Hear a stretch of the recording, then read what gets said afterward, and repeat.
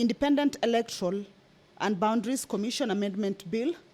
This is a bill that is originating from the National Assembly, Bill number 10 of 2024.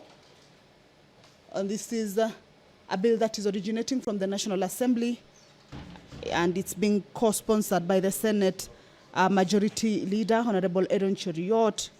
Remember, the Independent Electoral and Boundaries Commission Amendment Bill is one of the 9 pieces of legislation that the National Dialogue Committee, or rather that was derived from the National Dialogue Committee proceedings that took place with regards to dealing with matters of national concern. And this bill is to amend the Independent Electoral and Boundaries Commission. It is a bill that already had its debate at the National Assembly and was concluded, and now this morning is going to be considered at the Senate. This morning also, the senators will be resuming debate on the motion of the report of the Standing Committee on Finance and Budget on the status of implementation of projects funded by the conditional grant for the construction of county headquarters. This is a motion that is moved by the Chairperson Standing Committee on Finance and Budget. And this is a paper that was laid, or the motion that was laid on the table of the Senate on Thursday, 28th of March, the year 2024. This morning's resumption of debate will be following an interruption of the debate on the Wednesday afternoon sitting, 22nd May 2024. The Deputy Speaker of the Senate, Honorable Kathryn Murungi, as you can see, is in the chambers. Allow me to hand you over to this live broadcast. Good morning. Natuombe. Ewe Mwenyezi Mungu, twakusihi ututazame kwa neema nyingi na baraka sisi watumishi wako ambao umeridhika kutuita kwa nyadhifa za uongozi katika jamhuri yetu. Twakuomba utujalie tuyatende na kufikiria mambo yote yatakufikishwa mbele yetu kwa njia ya haki na uaminifu, ili kustawisha amani, ufanisi na heri nchi yetu na wale ambao kazi zao umezikabidhi mikononi mwetu. Amina.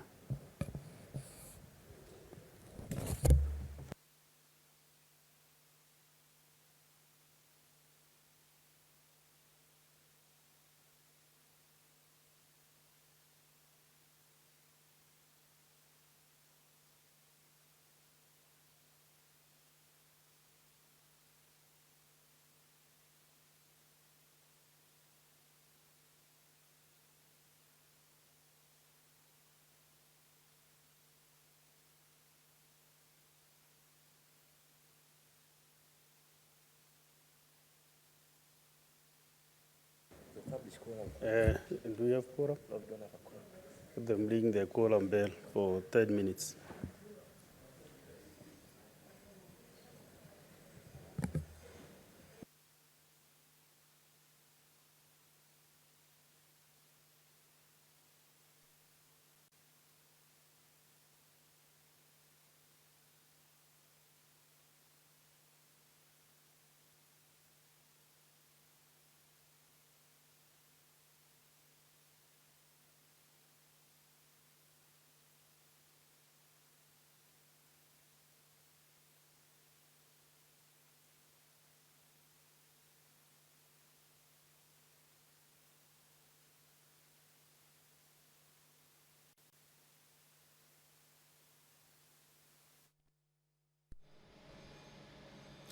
Well, that is the quorum bell underway. This follows the lack of the required number of members inside the chambers at the commencement of House business. Remember, this is pursuant to the House Standing Order number 39 and 40, which stipulates that at the commencement of House business or the sitting of the Senate, the quorum of the Senate shall be 15 members. The chair has been taken, or rather the prayer has been said, the chair has been taken, but the number of the members inside the chamber does not match the quorum of the House at the commencement of its business. So that has necessitated that quorum bell. It is a bell just to give allowance for the members who may be within the precincts of Parliament but yet to make their way to the chambers to be able to do that. And so what we'll be seeing from now until the quorum bell is off is that members will be walking into the chambers. Remember, at this point also the sergeant at arms and the clerk are keeping tabs with the members inside the chambers, and once that quorum is achieved, then we will be able to hand you back to this particular live broadcast. It is a 10-minute quorum bell. Pursuant to the standing order number 40, if there is no quorum present when the chair is taken at the time appointed for a sitting of the Senate, which is today, 9:30 a.m., the Speaker shall immediately after the prayer order the bell to be rung for 10 minutes. So that is what is currently on. If no quorum is present at the expiration of the 10 minutes, the Speaker may direct that the bell be rung for a further 10 minutes. And if there is still no quorum present, the Speaker shall adjourn the Senate forthwith to the next sitting. So that is the quorum bell on. The members who are within the precincts of Parliament are expected to make their way to the chambers, of course, to enable the House attain that required number for the House to commence its business. Back to the business of the morning sitting today, the 29th of May, the year 2024.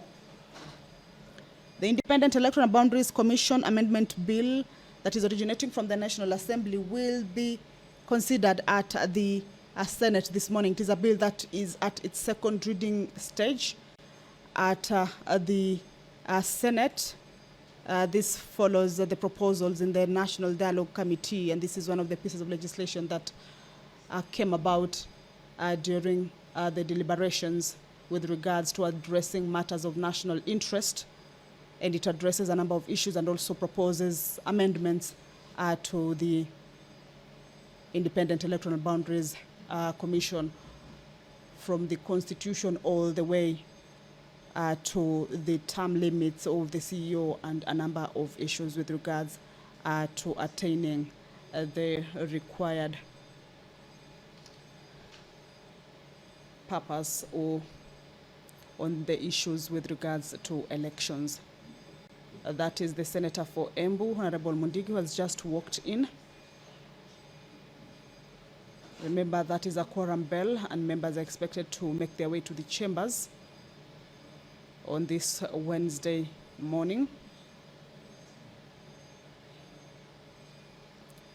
The members will be resuming the motion that is the Senate Majority Leader, Honorable Aaron Cheriot. We can also see Senator Fatuma Dulo seated there. So those are some of the members who are already inside the chambers, and of course more members will be expected to walk in once that House is, or rather once the quorum is achieved. Then the business of the day will, without further delay, commence. So the motion on the report of the Standing Committee on Finance and Budget on the status of implementation of projects funded by the conditional grant for the construction of county headquarters that was laid on the table of the Senate on Thursday, 28th of March, the year 2024, will have its debate resume this morning. Its debate was interrupted on the 22nd of May, the year 2024, in the afternoon sitting. And of course, more members will be able to get time to give their opinions with regards to this particular motion on the implementation of projects funded by the conditional grant for construction of county headquarters.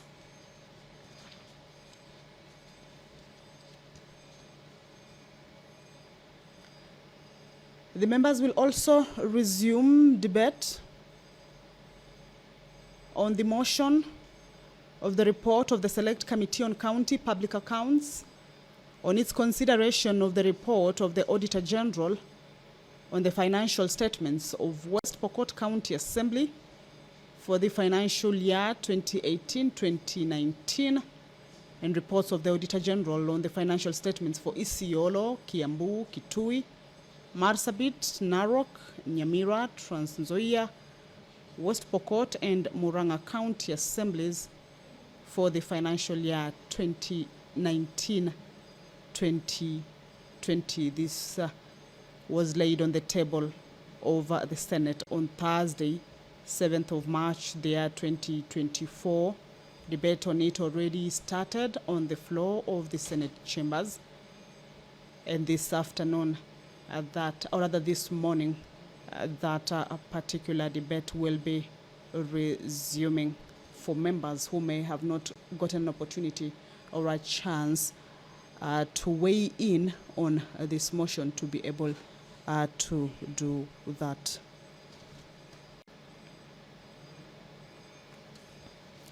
The motion by Baringo Senator Honorable William Cheptumo is about the declaration of cattle rustling and banditry as a national disaster and establishment of a special fund for victims. That is the Senate Minority Leader, Honorable Stewart Mazayo, walking into the chambers. If you're just joining us, is that the House business is yet to begin. The chair has been taken, but the House does not have the required number of senators inside the chamber. Pursuant to the House Standing Order or the rules that guides the House is that at least 15 senators should be inside the House at the commencement of the Senate sitting.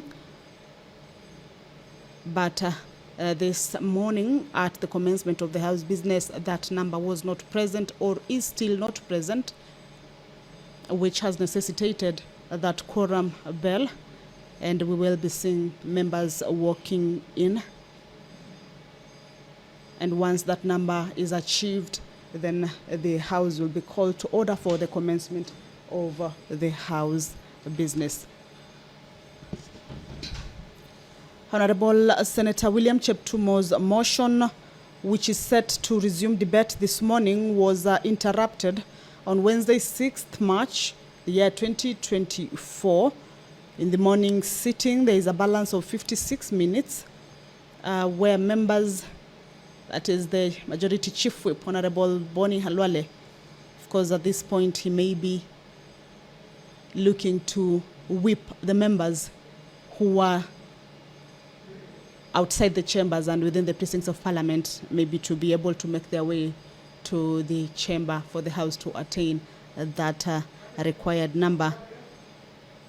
This is a motion that seeks to have the House resolve that the national government, through the Ministry of Interior and National Administration, and in collaboration with the Council of Governors, declare cattle rustling a national disaster, as well as establish a national task force on cattle rustling or banditry to, number one, investigate the causes of the rampant cattle rustling and banditry in the said region and the country at large.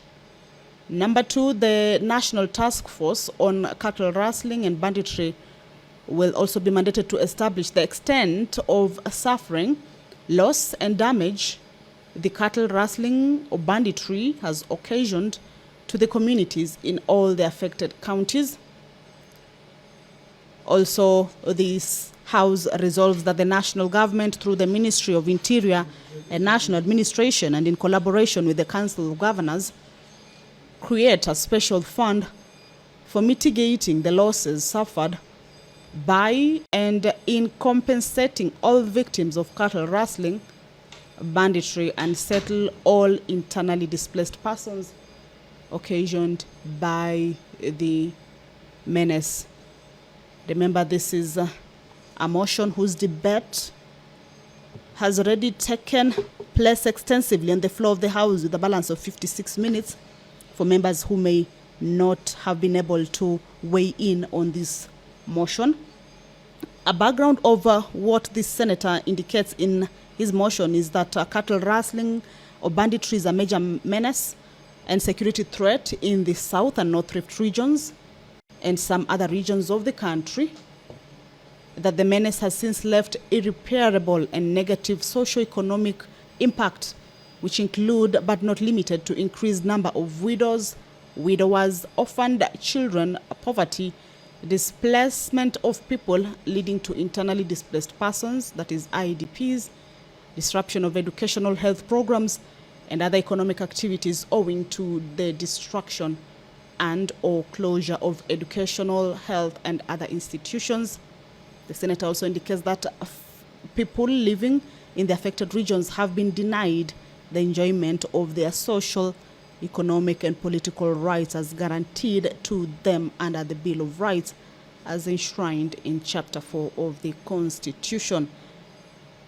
It is at the backdrop of this that the Senator seeks the House to resolve that the national government, through the Ministry of Interior and National Administration, and in collaboration with Council of Governors, undertake the resolutions that the senators have indicated here, or the motion indicates declaration of cattle rustling as a national disaster and establishment of National Task Force on Cattle Rustling and Banditry to investigate the causes and also establish the extent of suffering, loss, and damage that has been occasioned to all the communities in the affected counties. Also create a special fund for mitigating the losses suffered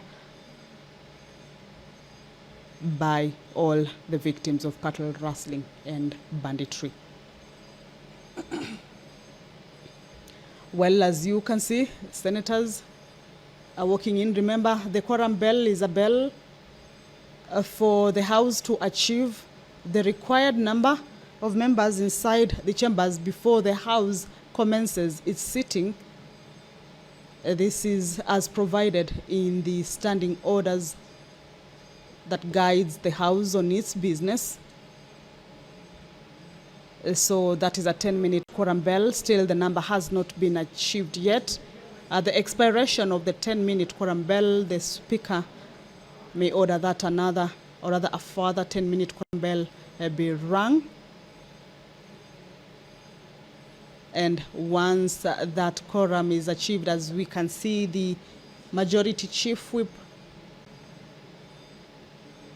trying to find out whether the number has been achieved, then we will be able to let you in on the proceedings of the day for this morning. 15 members are needed to be inside the chambers at the commencement of a sitting, failure to which that will necessitate that bell to be on until that a number is achieved.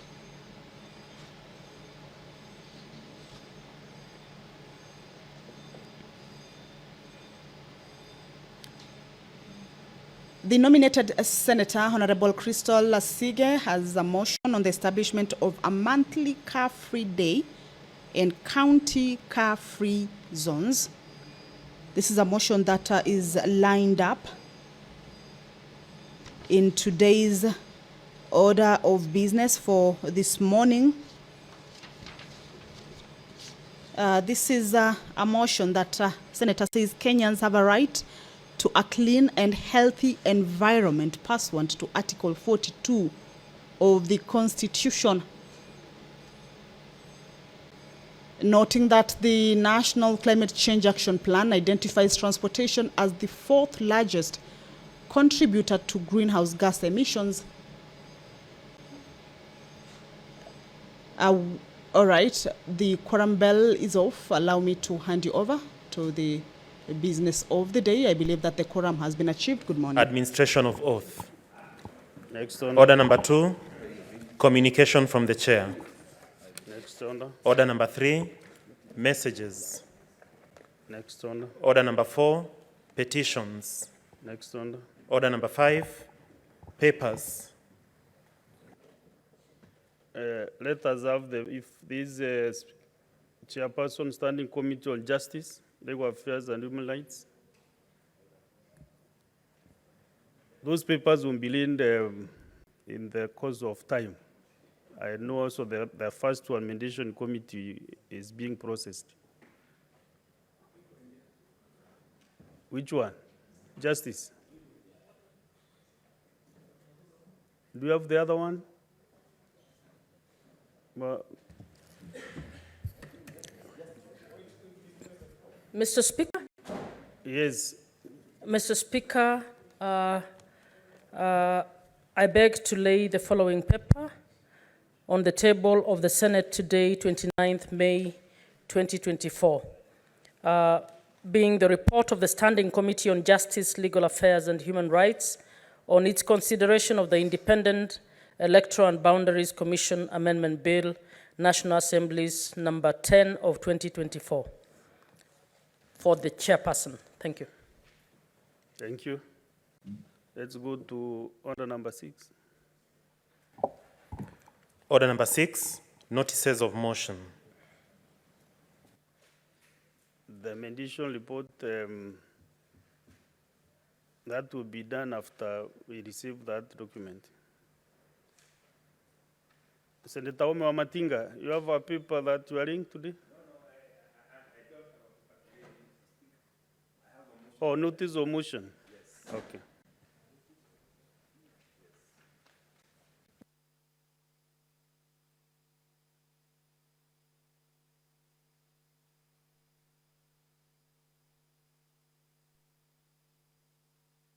Go ahead and read the paper.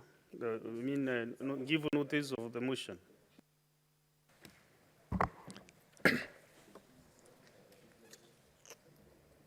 Thank you very much, Mr. Speaker, sir.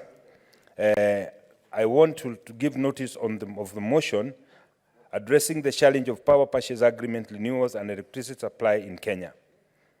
That aware that on the 29th March 2021, a presidential task force was formed to review power purchase agreements between the government and the independent power producers, during which a moratorium was imposed, and Kenya Power and Lighting Company, KPLC, preventing KPLC from signing any new agreements or renewing existing ones with independent power producers, which moratorium was lifted by the Cabinet on March 2023.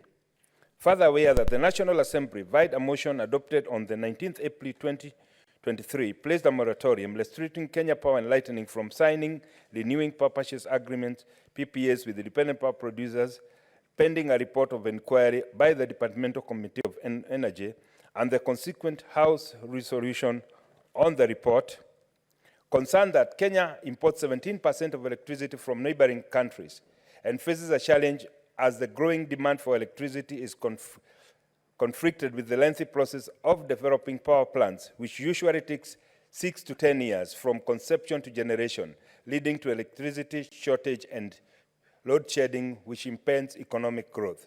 Consistent of the Senate resolution of the 28th February 2024 on a motion by the Standing Committee on Energy on inquiry into the high electricity cost of electricity in the country, calling upon the Ministry of Energy to, among others, create a one-stop IPP office that comprises all the stakeholders required for the approval of power plants, and that the ministry, through KPLC and independent power producers, renegotiate the current power purchase agreements within 12 months of the adoption of the report. And now, therefore, notwithstanding the resolution of the National Assembly that imposed a moratorium on Kenya Power, whose timeline has lapsed, the Senate, in order to caution Kenyans from high cost of electricity, resolves: 1, that the Ministry of Energy, Petroleum, and Kenya Power and Lighting Company be allowed to enter into new power purchase agreements or renew existing power purchase agreements with independent power producers, and 2, that the Energy and Petroleum Regulatory Authority, EPLA, fast-track the acquisition of necessary licenses required by independent power producers with varied power purchase agreements for setting up for power plants. Mr. Speaker, I beg to give notice. Thank you. Next order.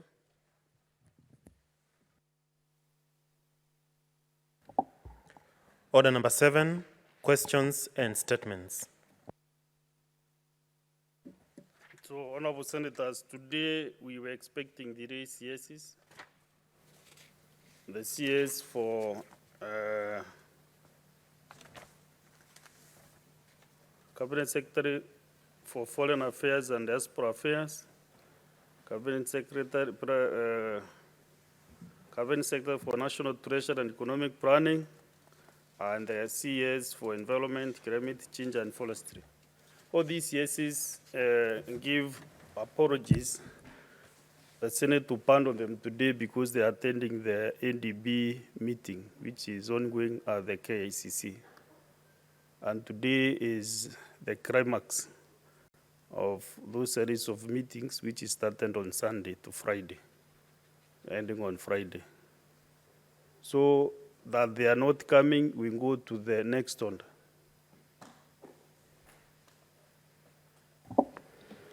Order number 8, the Independent Electoral and Boundaries Commission Amendment Bill, National Assembly Bills number 10 of Oh, 2024. Sorry, before we exit from that order, there is a Senator Okoli.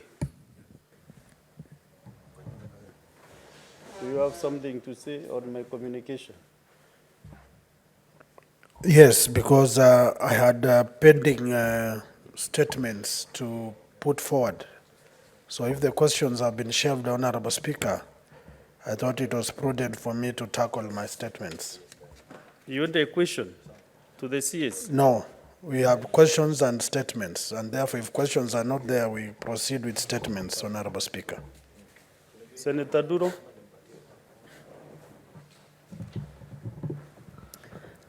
Mr. Speaker, thank you for this opportunity. I'm raising a bit of concern over delays with the statement by committees. Mr. Speaker, I have statements that I've issued way back in February. Up to now, I haven't gotten response. So I need your intervention so that those processes can be fast-tracked, because if they delay now, it looks like maybe even the relevant departments might delay in responding to them or even fail at all. Thank you.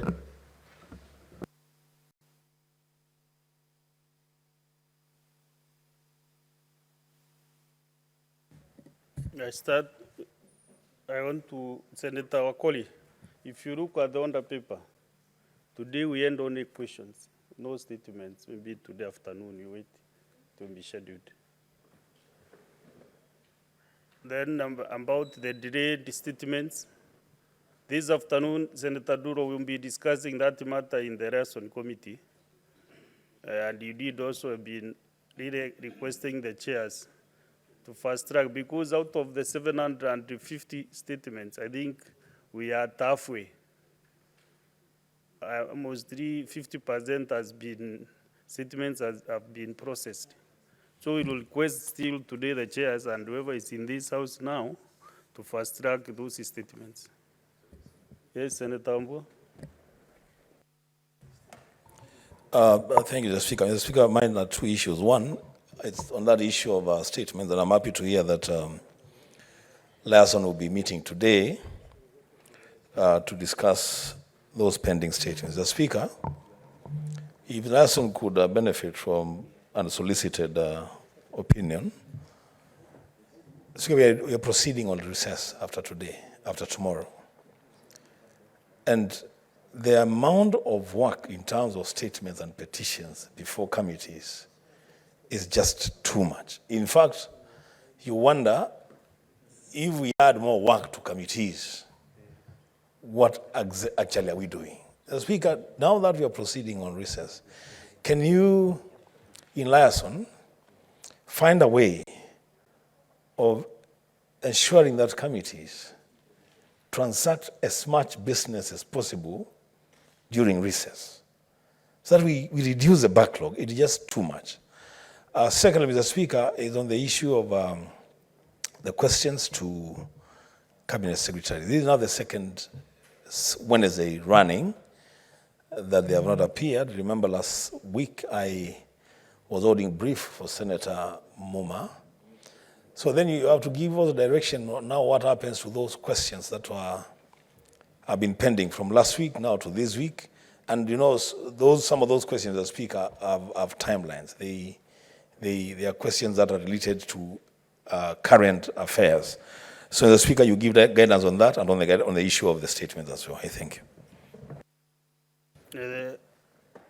Thank you, Senator Wabua, let me say that the reasons given by the CSEs today looks very genuine. But the questions, and SBC will be able to do that, is to ensure that those questions is still, we have those CSEs who are in today to come next week. But I really request them to try their level best and appear next week on Wednesday, at least to clear these pending questions from last week, which were ended last week. So, however, majority will be able to ensure that the CSEs appear before the Senate next week. Yes, proceed. Mr. Speaker, you know, what you're saying makes a lot of sense. However, there are certain positions that you have already taken as a House, and I hope that today, as your good office dispenses of its responsibility, you shall take into consideration resolutions that you have taken previously. Number one, you understand, Mr. Speaker, that in scheduling of questions, we do it 1 week at the very minimum. So there is no minister who can say they have been ambushed. Like yesterday, we scheduled all the questions of the ministers that are supposed to appear. In fact, now it's only that because you're going on recess, but we give them more than 7 days, sometimes even more than that. So previously, we have taken the position, Mr. Speaker, that the cabinet ministers that are appearing before us, either while responding, should do so 7 days before as well, notifying the House of their unavailability, so that as a House, we don't grope in the dark. We know that Minister XYZ is not going to appear before us for the following reasons. I have with me 3 copies of letters. One is from CS Soipan, responding to a letter which we sent on the 21st of May. And they are all citing this meeting that is going on at KICC. It's an important meeting, Mr. Speaker, but I don't believe that it is an emergency. I don't think that it was planned just the other day. I expect better from the Prime Cabinet Secretary, who is a coordinator of government business, Mr. Speaker, other than to write to Parliament 2 days before appearance. He needs to be better organized. I expect better from CS Soipan. I expect better from the CS of Finance, Mr. Speaker. If he's managing our finances the way he's managing our letters, Mr. Speaker, then we are in a difficult situation as a country. Because you cannot write 24 hours before appearance to a House. And especially, Mr. Speaker, the 2 of them who are previously served in Parliament. CS Soipan has been in Parliament for over 10 years. Prime Cabinet Secretary was in Parliament before I was born, Mr. Speaker. So it's not fair for them to treat Parliament this casually. Yeah? So, Mr. Speaker, I wish that today, as you respond to these 3 letters, let it be known, first of all, especially to the Prime Cabinet Secretary, because it is him that you expect to show good leadership and guide the other cabinet ministers in coordinating the operations of a cabinet by responding in the time that was stipulated. There is no problem in not appearing, but give sufficient notice. The same way Parliament takes trouble to plan its calendar and ensure that you have 7 days notice as a minister before appearing before us. What is so difficult for you as a minister to sit down, plan your diary and know on such and such a day, I'm expected in Parliament, but I'm equally expected at KICC. Because that KICC meeting must proceed, then you write. So that when we meet to schedule questions with the Speaker, we don't find ourselves. Therefore, as you write to them, please make it clear that it is gross misconduct, conduct unbecoming in their person and that of their office, Mr. Speaker, to write to Parliament 2 days. This is greatly unacceptable and cannot be entertained, Mr. Speaker, in this House. I thank you. Thank you, Majority Leader. Actually, if I can give some guidance on this matter. Parliament gives 7 days, and it is actually on our policy that you cannot invite the CSs less than 7 days notice. The same rule should be applied by them so that they also respect Parliament. They should be writing not less than 7 days, whether they are coming or not. Whether if you are coming, you confirm equally within 7 days. If you are not, you do the same. So that must be followed strictly. Senator Mugatana? Thank you, Mr. Speaker. Giving Mr. Speaker. Few minutes for this, then we may. Yes, Mr. Speaker, I was saying that in this House, if you are unable for whatever reason to prosecute a question or a statement, we have an understanding that you can give a senator to hold your brief. Mr. Speaker, I needed to be protected from the clerk. Mr. Speaker, I needed to be protected from the clerk. Sorry for that. We were consulting on a very important national matter. Oh, thank you. But I wanted you to hear this one, Mr. Speaker. Mr. Speaker, in this House, when a senator is not present for any reason, he can give another senator the authority to ask the question or the authority even to read the statement. Now, in your response to the ministers who are absent, to their letters, Mr. Speaker, can you engage the Prime Cabinet Secretary to be organized, as the majority leader has said, in such a way that he can ask one minister or CS to come and answer on behalf of the other one when the other one is engaged, so that we have smooth running of business in this House. For example, Mr. Speaker, right now, it cannot be that all the cabinet secretaries are seated in attending the ADB. I'm sure if they were organized, one could have come to handle something and go back to the meeting and the other one to come and handle this. And if someone must sit there throughout, they could donate the capacity, and the PS can accompany the CS so that this is done. So, Mr. Speaker, my request is that as you engage them, can you maybe engage the PMS, Prime Cabinet Secretary, to see if it is possible for him to create the rule of delegation, so that ministers can come and we make useful time and those questions are dispensed with. Mr. Speaker, I submit. Thank you.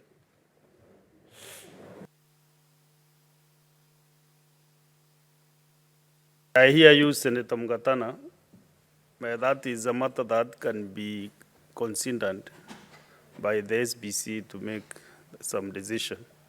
But I wonder whether we can get really the details that we want, and that responsibility from the CS who is appearing on behalf of another CS, whether the commitments can be able, he or she can be able to make the commitments and supplementary questions. So it is a catch-22, but it's something that can be deliberated on.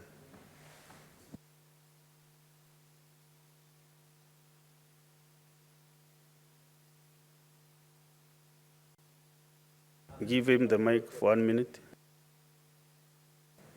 I was thinking, Mr. Speaker, that you are quite right, but some of the cabinet secretaries have even acted in those positions, and they will come with the PS.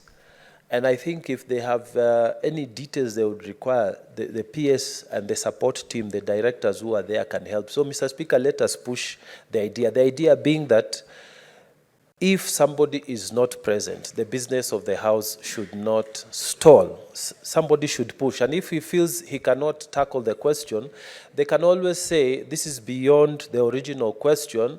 We request that the question, the supplementary question, be put in writing so that we can tackle it. Mr. Speaker, in this manner, the business of the House will move and not be stalled as has happened previously. I submit, Mr. Speaker.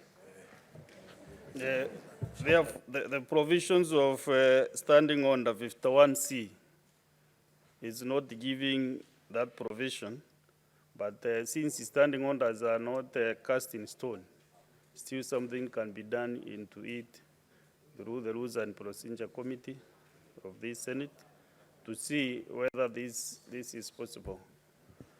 I request we stop this lamenting, because we have given guidance that CSEs should respect the Senate, give notice 7 days in advance if they are appearing or not. So Senator Roba, you bear with me, Senator Kenyuri Esther and Senator Cheptumo. Bear with me so that we can dispense of some of the business that we have. But before we go to the next one, I'll request Senator Anduro. Oh, she left. Senator Mohamed Faki, you are a member of the mediation committee. You come and read the paper and give notice of motion.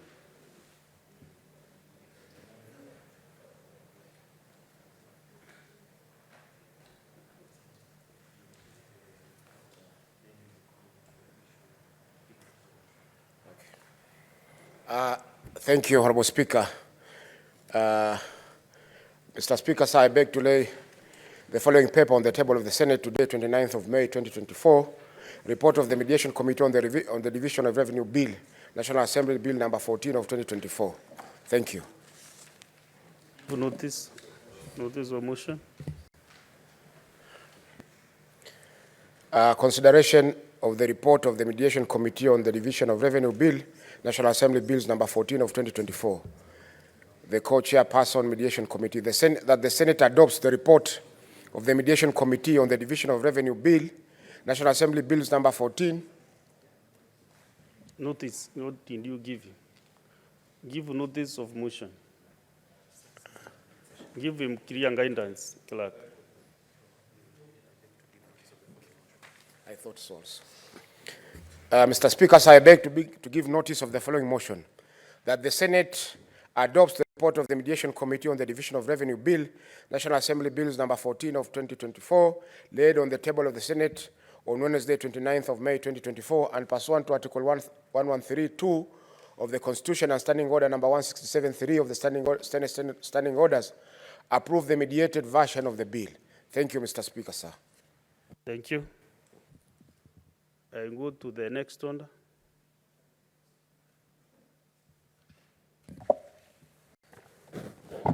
Order number 8, the Independent Electoral and Boundaries Commission Amendment Bill, National Assembly Bills number 10 of 2024, second reading. Majority Leader. You move the bill.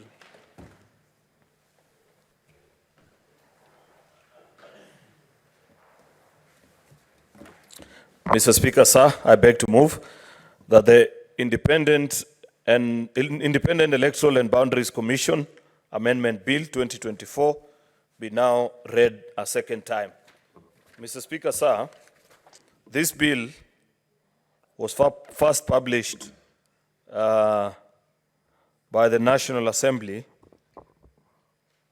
One second.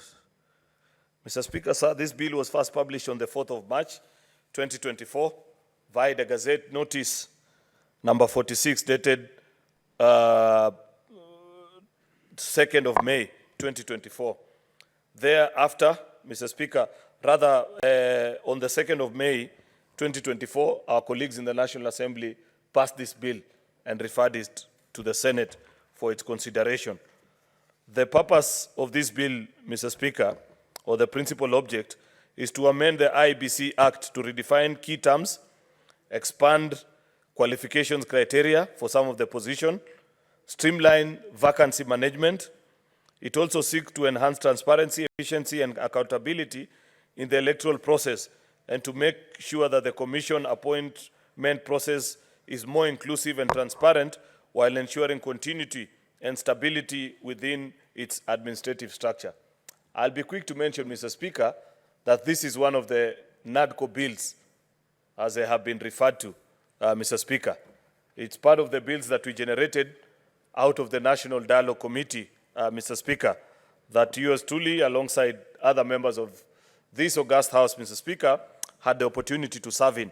And therefore, our colleagues in the National Assembly began work on it.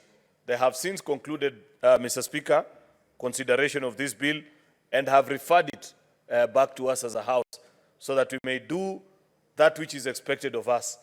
I'll be quick to mention to colleagues as well that I beg that they indulge us so that we may process this bill expeditiously, though with a lot of keenness, given that it's an important bill, Madam Speaker. Why do I say expeditiously? Because, Mr. Speaker, there is already litigation before courts of law on this matter. As you are aware, Mr. Speaker, there are about 15 wards in the Republic of Kenya that up to date are serving for us, have been without members of county assembly for more than a year. There is a constituency, Banisa, I think in, I'm not sure whether it's Wajir or Mandera. I missed that, Mr. Speaker. In Banisa constituency, they have equally stayed without a member of parliament for more than a year. Because as members may be aware, for more than a year, Mr. Speaker, after the National Assembly considered a petition for the removal of the 4 IBC commissioners and the retirement of the other 3, IBC has been unconstituted and therefore unable to conduct its operation. And after that, Mr. Speaker, even as we were considering this matter before the National Dialogue Committee, citizens from those wards and that specific constituency moved to court, and the court has since made a pronouncement to the IBC selection panel. Remember, there is a selection panel as well, Mr. Speaker, that is supposed to select the commissioners and nominate the names for their appointment. And they have been doing this work. I need not go on record on many of the behind-the-scenes conversations, Mr. Speaker, lest somebody picks on some of those conversations and uses them, either for or against this House or the selection panel, Mr. Speaker. But this is a House of adults, they understand what I mean. And therefore, Mr. Speaker, we are being asked to make consideration of this bill, give our views, thoughts to it.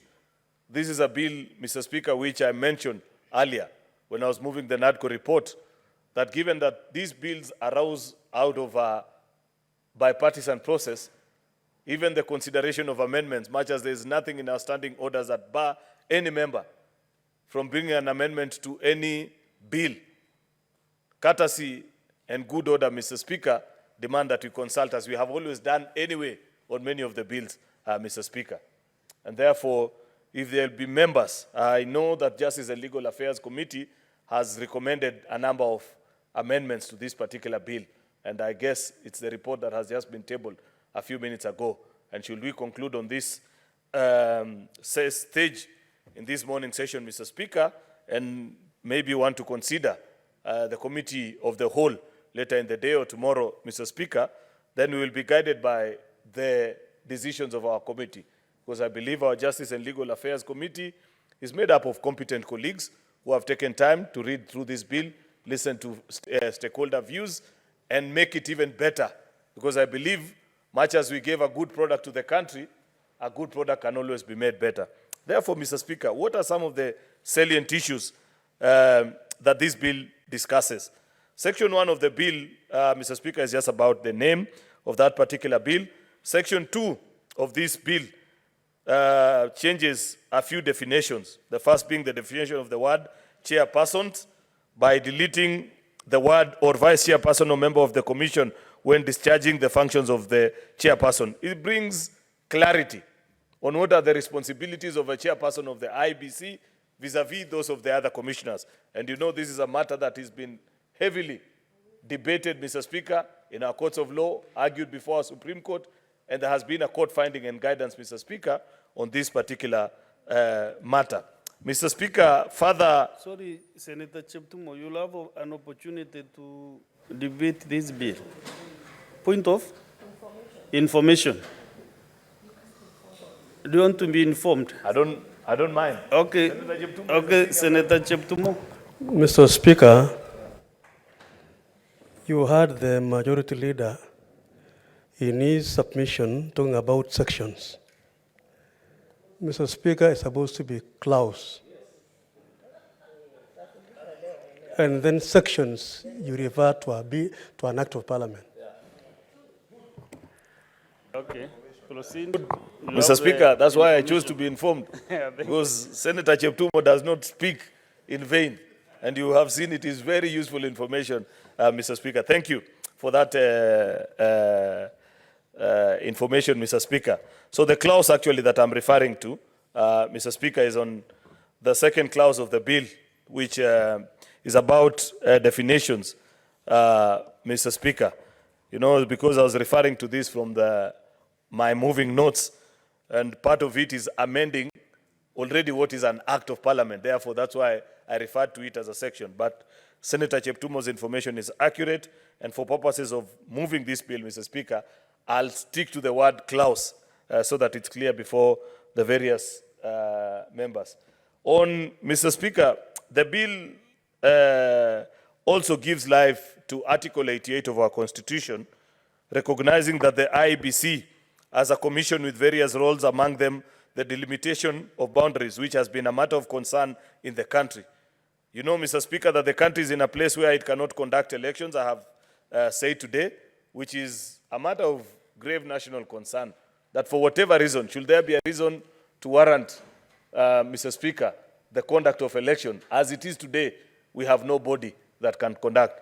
I don't think the country should ever find itself in such a situation after this. And we have made provisions, you will see later on in the law, to ensure that once we pass this bill, Mr. Speaker, this shall never happen again, and our country will make progress. This business of having to change IBC after every election, Mr. Speaker, needs to become a thing of the past, and we have made provisions to ensure that that happens. Mr. Speaker, sir, Clause 3 of the bill proposes to amend Section 6.2 of the Principal Act, which introduces information and communication technology, accounting, as additional accepted fields from which, if experience is sought and proven, qualification for appointment as a member of the commission can be warranted. Mr. Speaker, we just wanted to make it a bit more broader, but give specific reference to professions which we think are relevant to the work of an IBC commissioner. And we have said accounting as a profession. Remember, these are figures, Mr. Speaker, and you'll remember the very funny memes that we had after the election during the infamous press conference by I'm avoiding the term that Gloria wants me to use, Mr. Speaker, given that this is a bipartisan bill, and I don't want to spoil the mood in the House, Mr. Speaker. But you have had submissions by IBC commissioners elsewhere on certain mathematical calculations that make you doubt their acumen in terms of addition and subtraction. That's why we feel it is an important addition to have members of the accounting profession as part and parcel of those that can be. Before then, what was considered to be high ranking was only the legal profession, Mr. Speaker, alone. Of course, we have also provided provided ICT, because our election is increasingly becoming technology aided, Mr. Speaker. We use the system, issues of password, and all these things, Mr. Speaker. And it's important to have a commissioner who has a high level of experience and expertise in matters ICT, Mr. Speaker. They can guide and lead their colleagues in understanding and appreciating the technology that is being deployed, Mr. Speaker, in that particular election. Clause 4 of the bill, Mr. Speaker, amends the Principal Act by deleting subsections 4, 5, and 6, which speaks to what happens when a vacancy in the office of the chairperson or member of the commission, Mr. Speaker, resigns or chooses otherwise. Clause 5, Mr. Speaker, proposes to amend Section 10 of the Principal Act by deleting subsection 4 and bringing in a new subsection, which provides that the Secretary shall hold office for a term of 4 years and is eligible for reappointment for a further term of 4 years. There's a very big debate about this. And if I'm not wrong, if I've seen from the report of the JLAC, they have actually varied this provision. When I later on when members of Justice and Legal Affairs speak to the House or address us, I'd wish to be persuaded and hear why they hold a different view. Because as a committee that developed the bill, we felt that if you tie it to 5 years, Mr. Speaker, which is the term of an election in the country, then chances are there might be a possibility where that there'll be election years, Mr. Speaker, where the term of the CEO will be coming to an end the very year that they are supposed to be conducting election. Therefore, 4 was chosen. Yet also there was a feeling that if you keep it to 3 years, which is a number of years that most parastatal heads are given, Mr. Speaker, it is too short a period, and some of them actually can come in and exit without having conducted any election, Mr. Speaker, especially in the case where their term of office is not renewed. And therefore, I want to be persuaded by JLAC on why they think that we need to vary that particular provision. Clause 7 of the bill, Mr. Speaker, proposes to amend Section 24 by inserting new subsection 24 to provide for the Commission's review of conduct of general election. This section aims to require Commission to make necessary changes to make its operation more efficient, effective, transparent, and accountable, Mr. Speaker. Article 87 of our Constitution is quite explicit on this matter, Mr. Speaker, on what happens after a general election. That IBC is supposed to publish a report and issue to the country. Mr. Speaker, we have made it mandatory for them to send it to Parliament. Parliament is a principal user, Mr. Speaker, of election results. It is important for us to read through and reflect on the report of the IEBC itself after a general election, Mr. Speaker, to understand what are the challenges that they went through. Unfortunately, Mr. Speaker, the culture in this country has been such that immediately a matter is dispensed of at the Supreme Court, that is the end of that conversation. If there are to be any other things that are to be mentioned, improvement of efficiency, lessons that are learned, improvements that needs to be made, Mr. Speaker, they are left until maybe a few months to the next general election. We need to learn. We need to do better, Mr. Speaker. And I have said these times without number. I was here in 2016, Mr. Speaker, when we tried to amend the IBC Act months to the election. We know what the results were. We were here again just before the 2022 election, Mr. Speaker, and new provisions are being provided. Let us learn and become better stewards of our country, Mr. Speaker, by making those provisions now, 3 years to the general election, so that those that will be in office, Mr. Speaker, will have the opportunity to prepare and set out their procedures in accordance with the law. And therefore, it's extremely diligent of us as Member of Parliament and Parliament as a House to do this work at this time.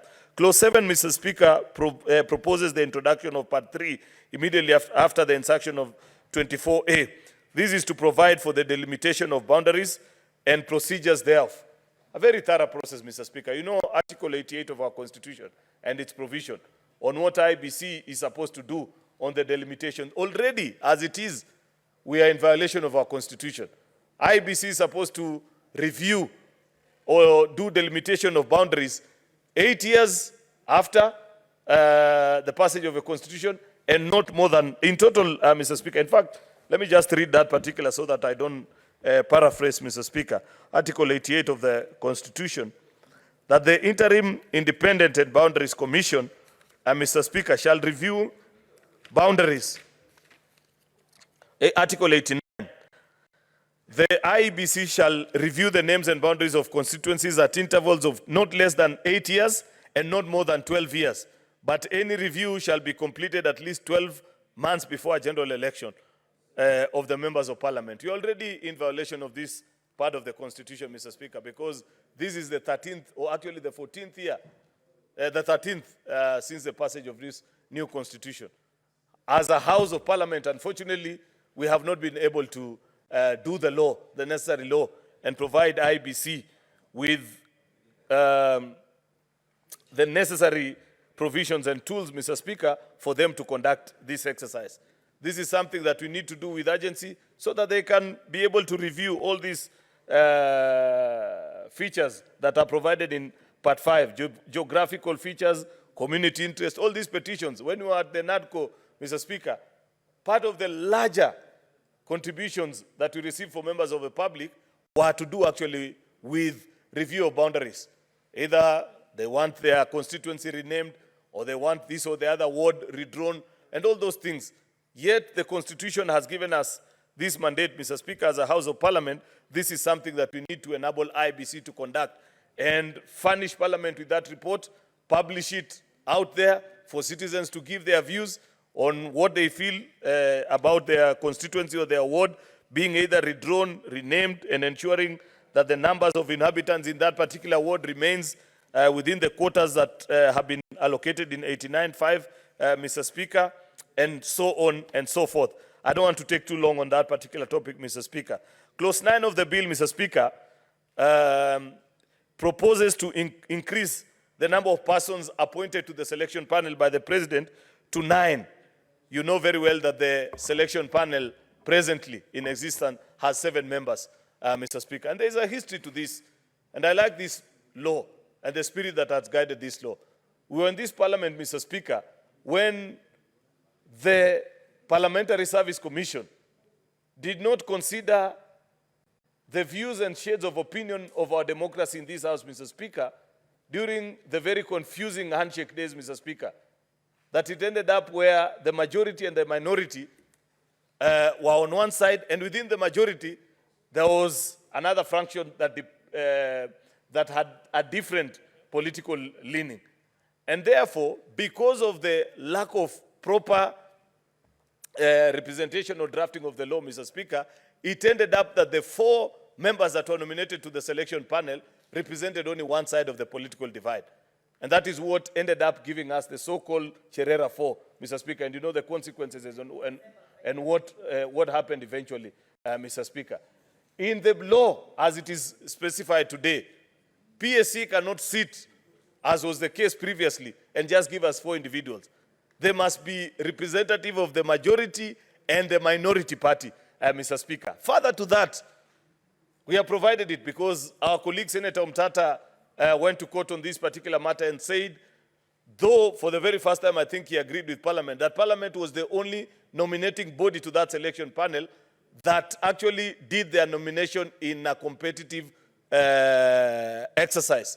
The rest of the nominating agencies from Public Service Commission, Interreligious Council, LSK, they did it in a way that couldn't be understood. We have provided it and made it specific in law, Mr. Speaker, in various sections of this clauses in this bill, actually, Mr. Speaker, that the respective nominating bodies, we have inserted a new clause 2B, the respective nominating body shall select nominee for appointment through a competitive and a transparent process. What are these nominating bodies, Mr. Speaker? I have mentioned that the Parliamentary Service Commission, you know for a fact that our colleague here, Senator Mtata, again, went to court on Parliament having 4 members out of 7 members of the selection panel, and the courts seem to have agreed that Parliament had over-rewarded itself.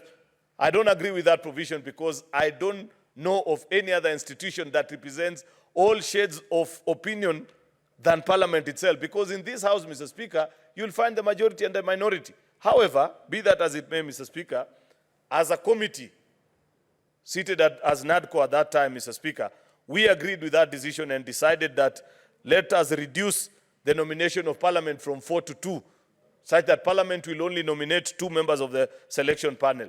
One shall be from the majority party or a coalition of parties.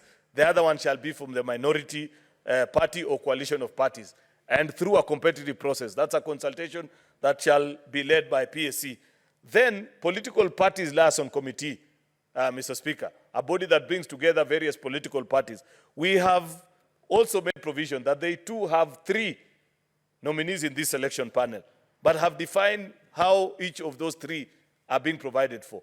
2 of them have to be from parties that, clause 1 shall be from a party other than a parliamentary party. Because in the political parties liaison committee, Mr. Speaker, there are many political parties. Unfortunately, if it was left as was the case previously, the non-parliamentary political parties are more than the parties in Parliament. I don't want to call them what people normally refer to them as, that they are briefcase political parties. My good friend Senator Eddie Okech will understand them better, because I know previously, in his attempt to come to this House, he has ran on one. one such political party, Mr. Speaker. There are more than the parliamentary political parties, but we broke it down quite elaborately, that those parties that don't have representation in parliament shall nominate one, and the other two shall be from parties that are in parliament. That one shall be from the majority party, the other one shall be from the minority coalition of parties within PPLC, Mr. Speaker. Then there's a nominee from LSK, another nominee from ISPAC, which is a body that brings together our certified accountants in the country. Remember, I had spoken earlier to the need to have accountants and people who can do basic addition and subtraction, Mr. Speaker, much as it appears to be too obvious. Then finally, two persons that are nominated by Interreligious Council of Kenya, Mr. Speaker. Finally, Mr. Speaker, is just to provide for the dissolution of the selection panel, that the selection panel shall finalize the recruitment exercise within 90 days of its appointment and forward the names of the nominees to the President. Thereafter, Mr. Speaker, Parliament by resolution can extend a tenure of the selection panel for a specified period, if for one reason or the other within 90 days they haven't concluded on their job. The quorum, clause 10, Mr. Speaker, these are just consequential provision, that the quorum for the conduct of business at the meeting of the Commission shall be at least 5 members of the Commission, and so on and so forth.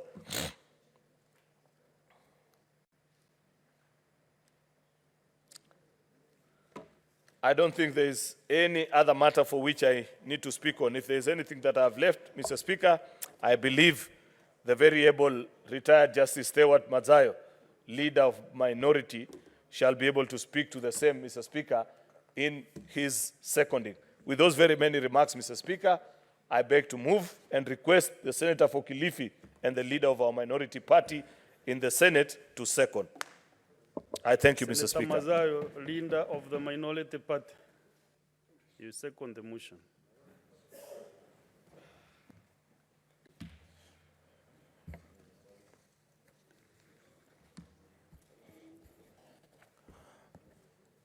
Asante Bwana Spika. Bwana Spika, cha kwanza mimi nataka kuunga mkono hii bill, hususan ambayo inahusu mageuzi ya jopo huru la kusimamia kura na mipaka katika Kenya. Bwana Spika, cha muhimu ni kuzingatia kwamba hii bill ilitengenezwa na kamati ya NADCO na hatimaye ikaletwa katika bunge, na tukasikizana ya kwamba ikiwa katika bunge, wakianza bunge la kitaifa, wataleta katika bunge la Senate ili iweze kujadiliwa pia na kukubaliana. Bwana Spika,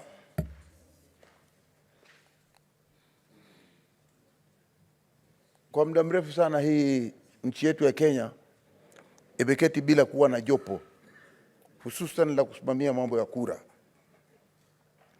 Na ni jambo la kusikitisha sana, kwa sababu hakuna nchi ambayo inaweza kuketi ikiwa haina jopo ambalo linaweza kusimamia, jopo huru ambalo linaweza kusimamia mambo ya kura. Bwana Spika, katika hii bill mimi naunga mkono sana, kwa sababu iko na mambo mengi ambayo yanaweza kusaidia upigaji kura. Kitu cha kwanza Bwana Spika ambacho mimi naunga mkono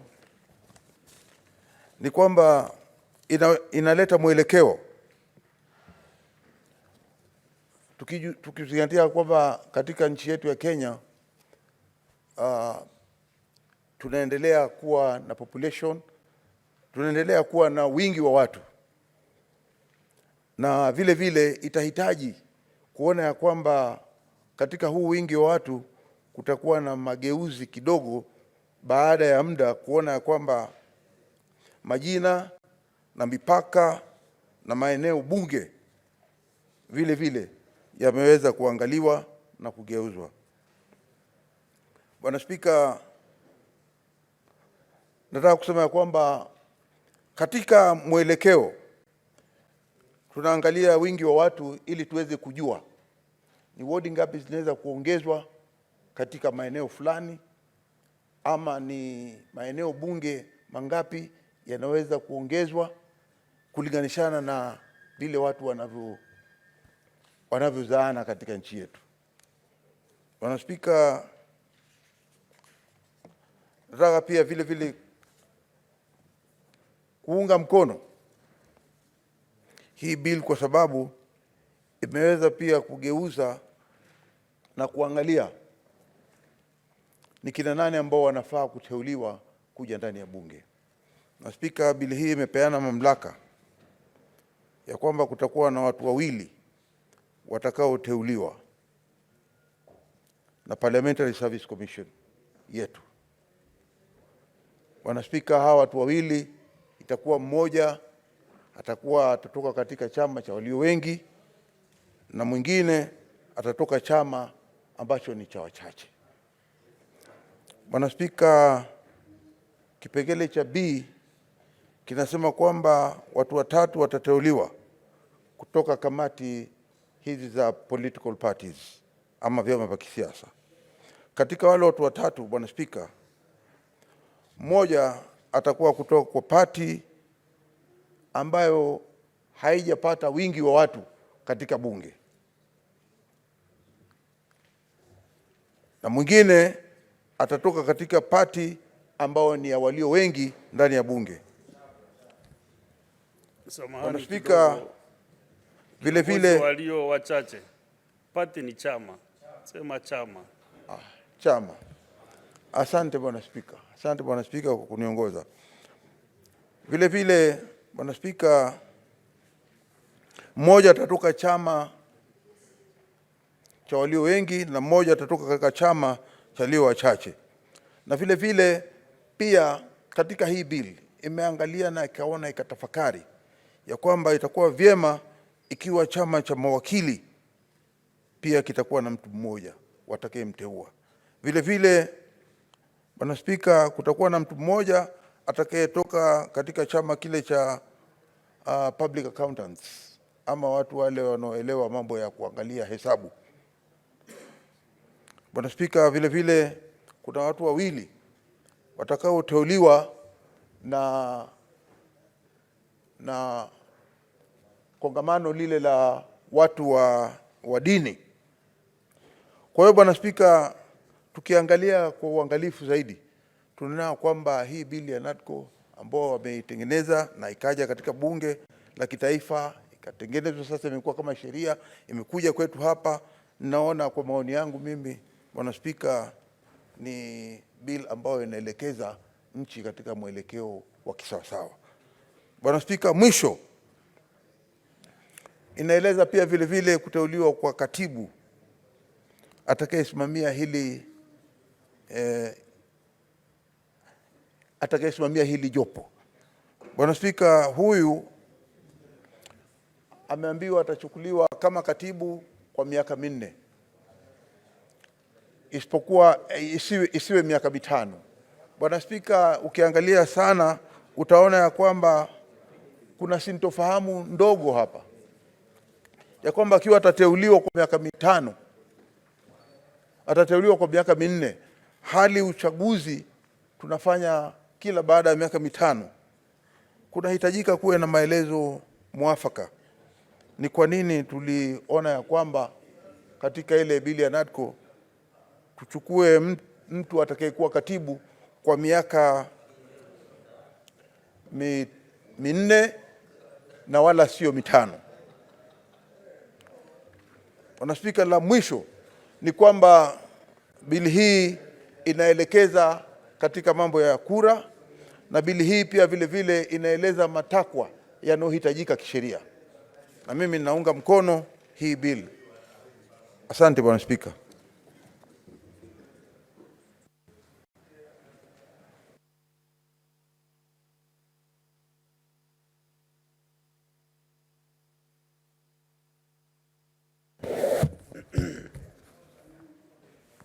Honourable members, Senator Oburu.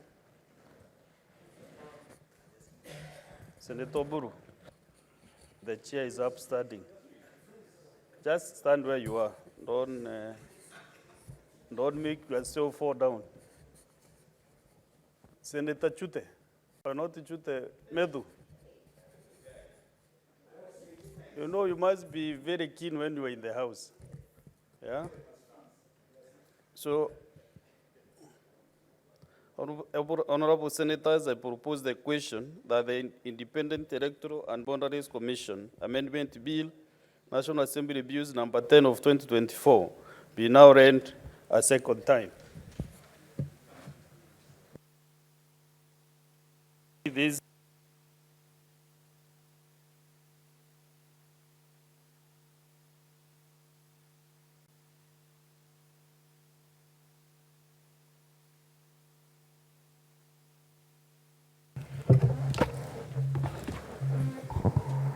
Oh, Senator Ambu, I was not on record. Senator Ambu, because of the answer. Okay, thank you. Thank you, the Speaker. The Speaker, I want to first take this opportunity to thank the NADCO committee that came up with this bill, and the fact that the bill has been processed in the National Assembly, and now it is our turn to process this bill. Speaker, I want the majority leader to hear this because it is important, and Senator Morango is engaging the majority leader, and this piece of information is important to the majority leader.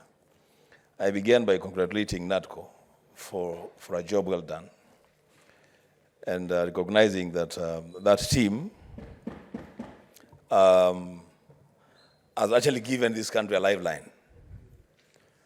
The only thing that team never does, and because now the majority leader is here, and I believe he's going to communicate this message to other members of that team, is that there's a team that went before them, called the bipartisan team, which actually broke the ice. We began our meetings at a time, the Speaker, that both sides could not see eye to eye. But we laid a firm foundation on which the NADCO team now was able to operate and come up with several bills that, as I said, have given this country a lifeline. The Speaker, I appreciate the fact that this bill is a product of a negotiated document. And so, yes, there will be room for members to propose amendments, basically to align this bill with the Supreme Law and the realities of our time, but not to change the core values of the bill. I appreciate that the bill seeks to enhance efficiency, transparency, and accountability in our elections with the Speaker and our electoral processes. The Speaker, I will go straight to the salient issues of the bill, for which I want to make some very, very simple and straightforward comments. The Speaker, as late as yesterday afternoon, the Senate was debating a motion on the change of standing orders. And one of the issues in that standing order, the proposed changes, was the definition of what then constitutes a parliamentary party in the Senate. So here you realize that this bill, which if passed then will be binding to all houses of parliament, takes the liberty to define what a parliamentary party means. And it says that it's a party or a coalition of parties consisting of not less than 5% of membership of the National Assembly. For neatness, the Speaker, and to align our own standing orders with the law on electoral justice, I would have wished that we would just have borrowed and lifted this provision from the Independent Electoral and Boundaries Commission Amendment Bill into a standing order. So there is no conflict between what is provided for in the IEBC Act and what we have in our standing orders. As I said to the Speaker, we can only align. The Speaker, I am happy to see that clause 3 makes amendment section 6 of the Principal Act and includes the services of ICT personnel and accountants. It is a good thing, Mr. Speaker, but I want to remind the Majority Leader that, in fact, the only time that we are going to get close to where we want to be is not to add more professions into the IBC, but is to have people of integrity serving in the IBC. Because even this ICT personnel, Mr. Speaker, I did some basic ICT, and I was told it's what you feed in the system that determines the outcome of what you get. So in itself, it's not a cure to electoral injustice. As Speaker, I have listened to the Majority Leader on the matter of the term of office for the Secretary to the Commission. And I want to say, Mr. Speaker, I fully agree with the reasoning of the NADCO team and those sentiments as captured in this bill. I would want to read what the report of JLAC to see what amendment they will be proposing on the term of office for the Secretary. But Mr. Speaker, if you ask me, this is well thought out. On the matter, Mr. Speaker, of the review of the conduct of general election by the IEBC, yes, Mr. Speaker, this is necessary, this is okay for quality control, for internal purposes, Mr. Speaker. It's an opportunity for IEBC to engage in self-reflection. It's an opportunity, Mr. Speaker, for the IEBC to carry out internal audit as an obligation of the law. It is an opportunity for the IEBC to establish a functioning monitoring and evaluation team within itself.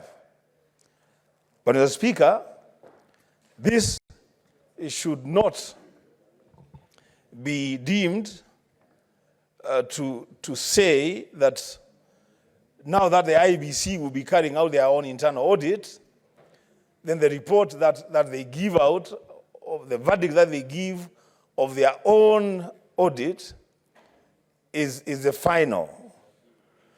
Because, Mr. Speaker, it is at times it's very difficult for people to objectively audit their own operations. An external eye, an external person to look at the work of IBC would have been necessary. And that's why I think maybe, I don't know whether we have missed an opportunity here to inbuild the services of external credible electoral auditors in the bill as a requirement of the law that within a specific period of time after an election, then there is this independent external body that is supposed to carry out an audit of the IEBC election. The Speaker, as I move towards a conclusion of my remarks, I agree and align myself with the sentiments of the Majority Leader on the fact that in matters delimitation of electoral units, and I like it when the Majority Leader then admits in public and on record that we are in breach of the Constitution, because that's exactly what we have. We are in breach of the Constitution, and nobody stops anyone from moving to court to seek redress on this matter. That, Mr. Speaker, this proposed law, the IBC, has dealt very heavily on giving effect to Article 89 of the Constitution on the timings for reviewing electoral boundaries.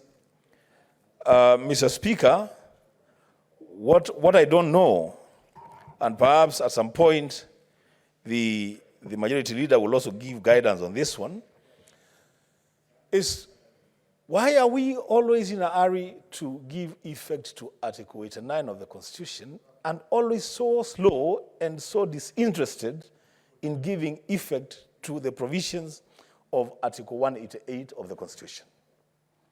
Because, Mr. Speaker, if a time comes, then it is necessary to review the boundaries of wards and constituencies, then likewise, a time has come that we must review the boundaries of counties.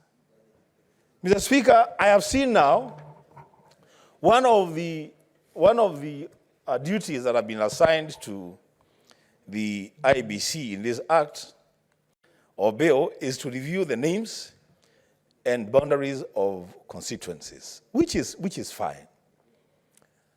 But Mr. Speaker, because we are not assigning county responsibilities to IBC, now I have seen that the National Cohesion and Integration Commission, Mr. Speaker, Senator Medo and Senator Cheruiyot are in breach of the orders of the Speaker yesterday.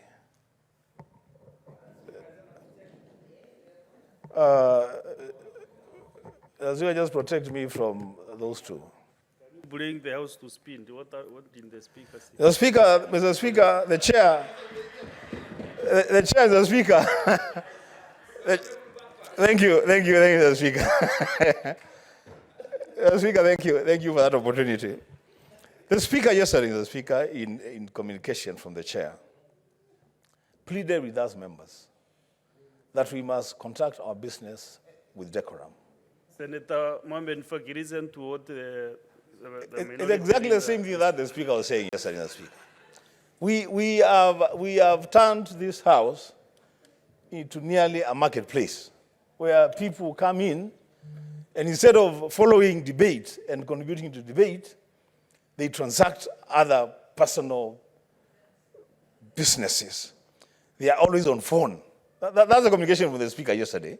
In fact, the Speaker said that we should not push the chair to a point that he may have to rule that there will be no phones allowed in the chamber.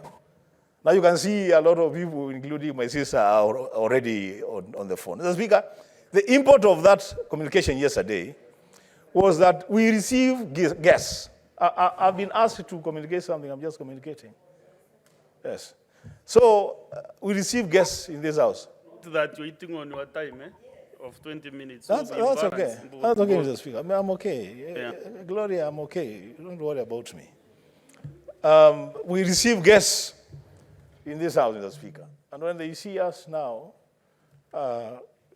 consulting in loud tones, walking on the gangways when debate is going on, speak on the phone like the majority is doing now, they think we are not very serious. That was the communication yesterday, Mr. Speaker. I believe you are properly updated. So, Mr. Speaker, I was saying, Mr. Speaker, that the NCIC, I saw yesterday, they have actually now gone a step further, and they are proposing a change in the names of certain counties, including your own county, Mr. Speaker, when you sit as Senator of Meru. And the arguments are sound, that we have counties that are named, or share names with communities, dominant communities, within the boundaries, making it uneasy for other members of other communities living in those counties to also feel like they belong to that county. Mr. Speaker, so I was wondering whether then we have missed an opportunity to assign even an advisory role to the IBC to this independent commission contemplated in Article 188 of the Constitution. So, Mr. Speaker, when and if it is time to delimit or to review the boundaries of counties, then the IBC should have a role to play. Senator Nyutu, you are wondering to be out of order, Senator Joe Nyutu. The space behind the chair can be well utilized to make calls and to do other things all outside. So, because I was part to that decision which was made and the communication made by the Speaker, I did ask members to desist from picking calls from the chamber. Proceed. Thank you, Mr. Speaker. So, Mr. Speaker, in conclusion, I would urge members to give their input to this bill. But of course, the Speaker, bearing in mind, as I said, that this bill is a product of a negotiation. Senator Cherage, those mannerisms form part of the warnings of the Speaker yesterday. Mr. Speaker, I reserve the right to declare my support or opposition to the bill at whatever point in my submission. That is debate 001, you know. So, Mr. Speaker, I fully support the bill and urge members to debate this bill, but also be informed by, we want to read the report which has just been tabled, a report of JLAC, to see what their thinking is. And I hope that at the end of the day, then we are going to fast track this bill. If there is a bill, Mr. Speaker, that we need to have passed like last year, it's actually this bill, Mr. Speaker. For the simple reason as properly captured by the majority leader. We have people in this country who are not represented in parliament because the IBC is not properly constituted. If we can finish with this bill and properly constitute IBC, then we can carry out elections in Vanessa and in those wards where there are vacancies for representatives of the people. Mr. Speaker, with those many remarks, I support. Next is Senator Muma Muyeka. You know, Senator Muma, your first name is almost a one that has been used the last 2 weeks, Catherine. I don't know whether I can tell Chair to be I will in order. I'm your sorry. name at some point. Proceed and use your minutes. Thank you, Mr. Speaker. Mr. Speaker, I rise on behalf of the Chair, JLAC, to just quickly read out the amendments that JLAC has proposed to this bill. Senator Catherine Muma. Yes. Honorable Senators, you know when the Chair is here and he gives senators to make or to debate, it is out of so many things that I've given a member, even from this side. I can give even 3 from this side. So when I give Senator Enoch and Senator Catherine from my left, what is the problem with that? You can sit in any side of the house. So nobody should direct the speaker. And I'm a very sober guy who eats mirror and everything, so I'm very alert. Proceed. Thank you, Chair. Thank you, Chair, for that. This personalizing of issues is not very good. Mr. Chair, Honorable Chair, Honorable Speaker, sorry with all the confusion. Honorable Speaker, I rise on behalf of the Chair of JLAC to present the amendments proposed by JLAC so that as members debate, they might want to also contextualize that.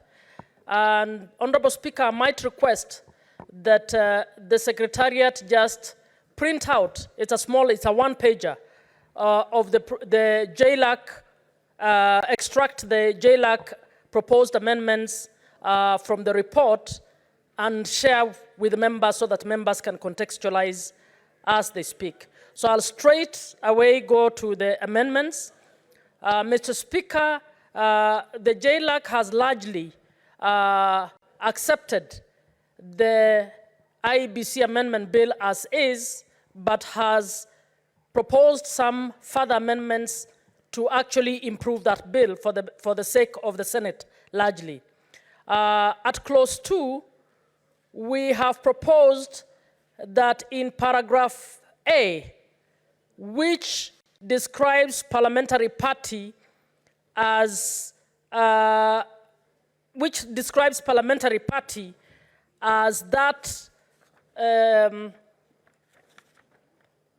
where is it? Which describes a parliamentary party or coalition parties to mean consisting of not less than 5% of membership of the National Assembly. We have proposed that we add the words "and Senate," so that we are speaking about the National Assembly and the Senate. That is the proposal that we have inserted in the proposed clause 2 amendment. We have then further added another clause, G, that will again indicate that whenever there is an expression of a parliamentary committee, that this should not just refer to the National Assembly, but it should refer to both the National Assembly and the Senate. Honorable Speaker, in clause 3, the JLAC has proposed that clause 3 be deleted and be substituted with the following clause.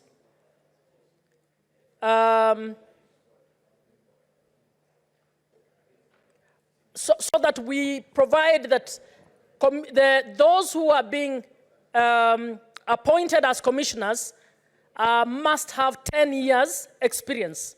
We think the JLAC feels that that is a very important commission, and we should provide a higher bar in terms of experience of commissioners. So the JLAC members proposed that this be increased to an experience of 10 years. And then we have actually carried the day in terms of the proposed inclusion of qualifications on information, communication, and technology, and those on accounting. In clause 7, Mr. Speaker,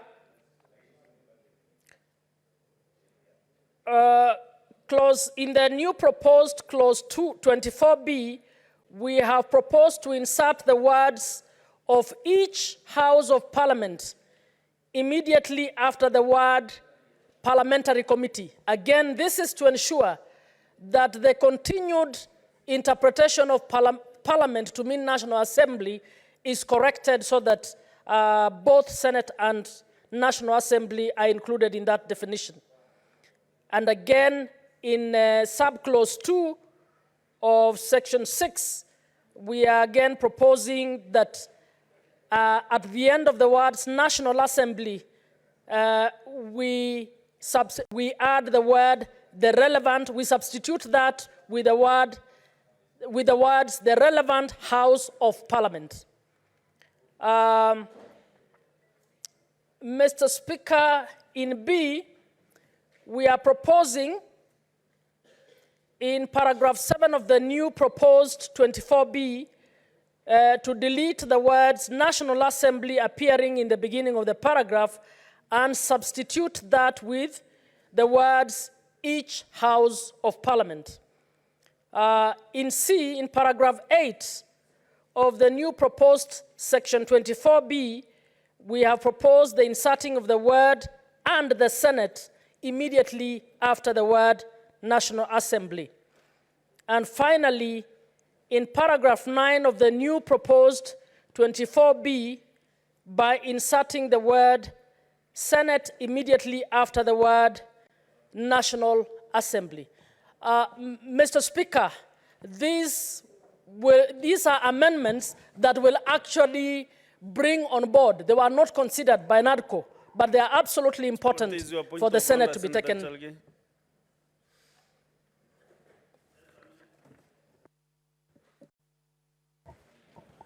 Mr. Speaker, with your indulgence, I was wondering in the rules of debate, I thought we are still at the second reading, not in the committee of the whole. Although I appreciate what Senator Muma is doing, are we in third committee stage, or are we in second reading? Because the rules of debate is that you engage, you give us merits and demerits, not giving us the amendments that the committee proposed. Is it in order, Mr. Speaker, as per the rules of debate and vis-a-vis the rules of the committee stage? Maybe you refer to your standing orders and then you come back to me. Refer the standing orders where that matter is addressed. Thank you, Mr. Speaker. As I said clearly, it was our intention to just share what we've put so that you take it into account. Because if you focus on that, just the clauses that were brought by NADCO, you will miss on the very many others that we have brought on board, which actually made Senate not to be an equal house. To me, Senator Thank you Muma, very much. you are enriching debate, actually. You are enriching debate. That is the other one we can use. Thank you, Mr. Speaker. So I wish to stop there so that others can have a chance. Thank you, Mr. Speaker. Thank you. Now you can proceed to the other duty that you have. Yes, Senator Mbua. So Senator Muma has done a very good. Sit for a minute. Yeah, you have a Sit minute. for a minute. Okay. What is the problem with you people? I just ignore you. Mr. Speaker, so Senator Muma, as you have rightly ruled, has enriched debate and then introduced the provisions of the jailer committee to the bill that we are debating. So then what I need is guidance from the chair, whether now the bill that will be debated will be as amended or as enriched by Senator Muma, or is as tabled, moved by the majority leader, in which case then, are we doing that reading in second reading? Senator Cheragay, you read your standing orders. I'm on a point of order. How can you be another point of order? So you mean you can rise on a point of order, on a point of clarification? People think. Senator Wambua. People think. Senator Mbua, stop engaging other members. Okay. Stop engaging them. What is your point of order, Senator Chelagay? Mr. Speaker, you know this house is a house of rules. Understanding order number 97. Senator Wambua had contributed to this matter. So even the standing orders ourselves should guide us. Why would he want to speak to the same matter? Mr. Speaker, the standing order. Mr. Speaker, speaking twice. Mr. Speaker, can you kindly listen to me? Understanding order 97. No senator shall speak more than once to a question except in the committee of the whole. Senator Wambua should have waited until we are in the committee of the whole, Mr. Speaker. He was seeking clarification. No, Mr. Speaker, it doesn't happen. It says you cannot in this standing order 97. Standing order number 1 to give him that opportunity. Also, I thought the House can benefit from whatever clarification. But you can introduce in the committee of the whole, Mr. Speaker. And also the chair is not here to gag members. No. That is not one of my duties. But why is it? Senator Roba, you know, let us hear what you have, because you are also today making some noise. Let us hear what you have in your mind. Thank you, Whether Speaker. it is corresponding to what you have done this morning. Thank you, Speaker, for this opportunity to contribute. My personality is that I must speak up. It's not noise. Mr. Speaker, as I support this bill, Mr. Speaker, I would like to add my voice on particular matters, starting with the delimitation of electoral units, Mr. Speaker. You can see there that the commission says, the bill says that the commission shall discharge its mandate of the delimitation of boundaries. And it's talking about electoral units, Mr. Speaker. But if you go further and see what they are outlining, you will notice that, first of all, an electoral unit is either a ward, a constituency, or a county. All of these units are within devolution, Mr. Speaker. And yet, when you look at how they are outlining the responsibility and what is happening in that section, you will note that the same is limited to National Assembly, Mr. Speaker. You can reference the part where they say that the parliamentary committee shall within 14 days of receipt revise preliminary report and table the report. That parliamentary committee doesn't specify whether it will be limited to the National Assembly or to the National Assembly and the Senate. The next point, they say the National Assembly shall within 14 days of tabling the revised preliminary report. So again, they are referencing the National Assembly. On the next point, again, you will see that it's about the National Assembly. So even on the role of the delimitation of boundaries, which actually is a core function of devolution, because you have the wards there, you have the constituencies, and you have the counties, Mr. Speaker, Madam Speaker.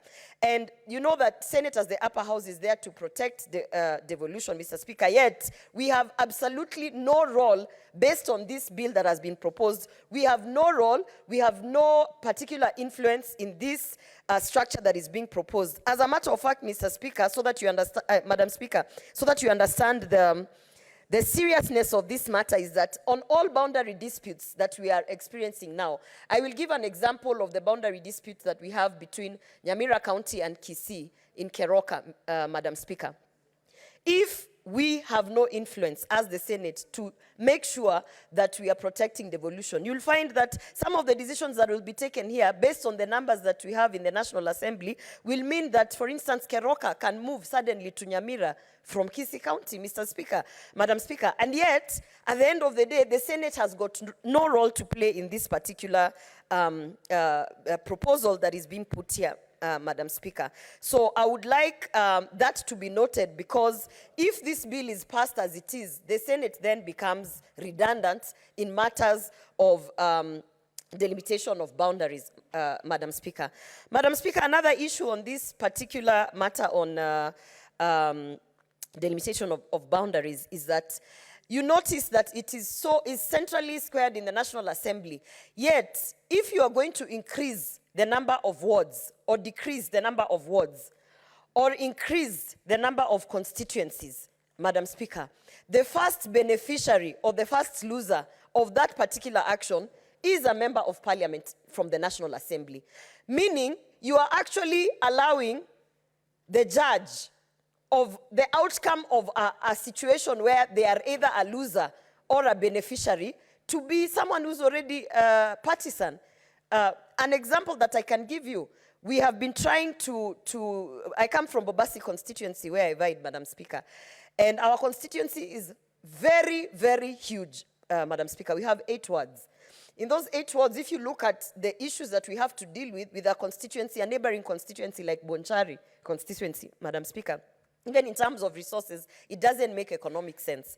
But if that bill is taken to the National Assembly, where my sitting member of parliament of Bobasi constituency is seated, outrightly based on clan issues and re-election issues, he is going to completely vote against having 2 constituencies in Bobasi, Madam Speaker. Yet that is the person who we are now entrusting squarely in terms of delimitation of boundaries. So in that aspect, I even think that if we are going to talk about increase of wards or constituencies or even counties, Madam Speaker, in fact, that should be a role that should either be completely independent from both houses, both the Senate and the National Assembly, in a way that it is only IEBC, based on the metrics and the statistics that they have, that they decide what is there. Or if you are going to involve either of the houses, it has to be both houses voting for or against it, because it will be both houses benefiting or losing. And by that I say, as a politician who gets CDF based on the number of wards that they have, if they are told now, we are reducing your number of wards, they are not going to vote for that thing. So this is something that we really haven't thought through. And my proposal would be to have both houses completely not part of the delimitation of boundaries in terms of the decision of whether to increase or reduce, or to have both houses come on board to vote for the same or to participate in the same, Madam Speaker. Madam Speaker, I also want to weigh in terms of what we have on the composition of the commission, Madam Speaker. And it might sound cliche that every time I stand, I will be standing on the issue of gender parity, on the issue of women representation. But Madam Speaker, I'm specially elected to actually do this job of ensuring that women and girls are represented in all spaces. On the issue of the composition of the commission, Madam Speaker, There is a clear process and outlining of who, in terms of skill set, of who, in terms of the background. Now we are talking about bringing accountants on board, adding more ICT specialists on board. But somehow, and this is the strange part, because this bill is actually one of the bills under NADCO, which was a national dialogue. A national dialogue that is supposed to include women, because women, we form more than 51% of this population. Yet, when you look at all the proposals that I see here, there is no attempt on engaging the gender parity. As a matter of fact, so that senators in the House might not think I'm just speaking passionately out of nowhere, when Senator Wambua was saying we need to get off our phones, Madam Speaker, some of us, when we're on our phones here, we are researching and ensuring that the points that we are speaking are actually factual, so that you don't stand on a point of order 105 on factual points. Madam Speaker, if you look at the commission for Samuel Kivuite, if you look at the members and don't look at anything, don't look at the skill set, don't look at the ethnical background, just look at gender parity, Madam Speaker, you will see that we had Mr. Bashir, Mr. Elifelet, Mr. Henry, Mr. Edward, Mr. Frank, Mr. Nathaniel, and then we had Wangui, the lady, one, Madam Speaker. That is Kivuiti's commission, the members that were there, Madam Speaker. You know, so that, you know, I like speaking from data. If you look at how we have actually progressed in terms of representation of women in politics, in active politics, Madam Speaker, from 2003, we have had 7.14% of women elected to Parliament, to the Parliament of Kenya. That has gradually increased to 2022, where we are talking about 23.4%, Madam Speaker. Then I was looking at the commission to see if there's any influence or anything. Madam Speaker, the latest IEBC commissioners, if you go and look at the members, you'll find that at least then we had 2 women out of the total commissioners that are there. So if we are having now an opportunity to dictate who becomes a commissioner, where they come from, whether a religious background, a political institution, or what, why are we not being intentional in terms of ensuring that at least our 2/3 gender threshold is met? There is nowhere in this proposal where it says that out of all of these members, at least 2/3 should be of one gender, Madam Speaker. I believe that is something that needs to be looked into, because I've given you the data, I've given you the statistics, again, coming from a proposal that had a special bipartisan committee from both sides of the divide. And both sides of the divide did not even think about women. Those people who are in that particular committee, Madam Speaker, I'm very disappointed in that essence about this particular issue that is there, Madam Speaker. Madam Speaker, finally, I want to say this, that in every single bill that comes to the House, this House, the upper house, the Senate, Madam Speaker, we need to be careful with how we are engaging these bills. Because sometimes, and I have said this before, we are pushing the agenda of the National Assembly. And when I look at all the references made in this bill, we are actually proposing that the National Assembly takes charge in terms of Senator all Gloria, the procedures. Would you wish to be informed by Senator Wakoli? Yes, I'll be informed. Asante. Thank you, Honorable Speaker. I want to bring it to the attention of my good senator that as they have been constituting this, I think it is in page 309, the last 2C, in nominating the persons subparagraph 2A, B, and E, the respective nominating bodies shall ensure that no more than 2/3 of the nominees are of the same gender. At the breakdown of the persons to be nominated. Yes, so I think you are in spirit and you are fighting a good cause. Thank you, Honorable Speaker. Thank you. Thank you, Senator. And that is why I agreed to be informed by you, because I know you always have proper information. Madam Speaker, as I conclude, I want to say that Madam Speaker, the NADCO committee, as I congratulate them for the proposed bills that we are going to see, because there are several of them, Madam Speaker, I have to speak and say that it was very unfortunate that the issue of the two-third gender was actually excluded from the NADCO report. And Madam Speaker, we know that as much as we tried to mitigate and find a way to ensure that we finally deal with the two-third gender rule, Madam Speaker, we know that both houses, the National Assembly and the Senate, are guided by standing orders. There was an assumption that by having a sit-down with both the Speaker of the National Assembly and the Speaker of the Senate, that somehow we could be able to sneak in the proposals and the amendments that we wanted to have to ensure that the two-third gender rule is finally met. But Madam Speaker, our standing orders are very clear. Once the report was tabled by the committee and the report did not have a matter, in particular for this instance, the two-third gender bill or recommendations, Madam Speaker, then we know that when that bill, if at all it comes now as a standalone bill, Madam Speaker, the chances of it passing, because again of the numbers that we have in both the National Assembly and the Senate, is that the chances of it passing are nil, Madam Speaker. That is the reality that we are in. As a matter of fact, when we are talking about the NADCO bills, it is imperative that I clear the air, because people are saying that it will still come as a NADCO bill. No, Madam Speaker, it will not come as a NADCO bill. It will come as a standalone bill. And in that essence, Madam Speaker, because it is not going to be a NADCO bill, then the spirit of the House will not be the spirit of bipartisanship, which is what is happening with the NADCO bills. You will note that the NADCO bills, as much as we are both in government and opposition, there is an assumption and we have agreed in passing that we are going to pass these bills, Madam Speaker. Again, I find that in that essence, as I'm contributing to this bill, I find that it was a clear sabotage on the women agenda, Madam Speaker. And as I congratulate the NADCO committee, I also have to fault them for ensuring that 51% of the population of Kenya, yet again, in an opportunity that we could have maximized, Madam Speaker, we have actually let down the women of Kenya. The two-third gender bill is not part of a NADCO bill, is not going to come as a NADCO bill.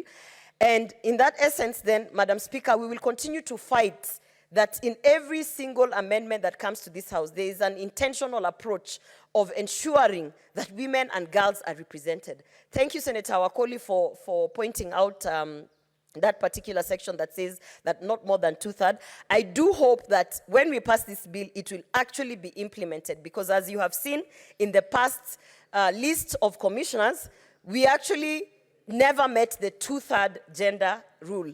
And if it continues like that, then it is obvious that the most important independent body in the industry of politics, in the field of politics, will not have women represented in it. And in essence, this just contributes to ensuring that we have less and less women being represented in both the National Assembly and the Senate. Madam Speaker, with those few remarks, I would like to say that I support the bill, and I will be in the House to ensure that I rally people during the Committee of the Whole to make sure that we ensure that women are represented in all of these single line items in the bill. Thank you, Madam Speaker. Senator Faki. Asante Bi Spika kunipa fursa hii kuchangia mswada wa mabadiliko wa sheria ya IEBC. Mheshimiwa Spika, ni masikitiko kwamba sasa kwa zaidi ya mwaka mmoja hatujakuwa na tume ya uchaguzi katika nchi yetu. Na mswada huu utasaidia pakubwa kuweka tume ofisini ili iweze kufanya kura katika baadhi ya maeneo bunge kadhaa na vile vile maeneo ya wodi ambayo hayana wawakilishi kwa sasa. Mheshimiwa Spika, la msingi ni kwamba wale ambao watachaguliwa kwanza katika ile jopo la kuchagua na vile vile wale makamishna ambao watachaguliwa wawe ni watu wenye tajiriba na watu wenye ukweli na kusimamia haki, Mheshimiwa Spika.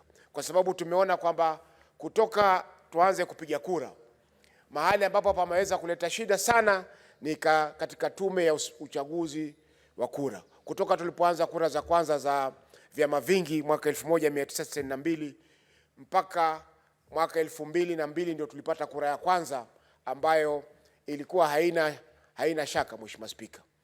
Vile vile tumeona kura zilizofuata zote zimekuwa na shida na vile vile zikaenda mahakamani, na mahakama pia vile vile kwa upande mwingine pia ikaje ikaleta hukumu ambazo hazieleweki. Kwa hiyo Mheshimiwa Spika, tukipata watu wenye tajiriba kuu ambayo wanaweza kusimamia haki, Mheshimiwa Spika, itakuwa bora kwa nchi yetu, kwa sababu tutaweka kaburi la sahau matatizo ambayo yanatokea muda tu baada ya kura kuisha.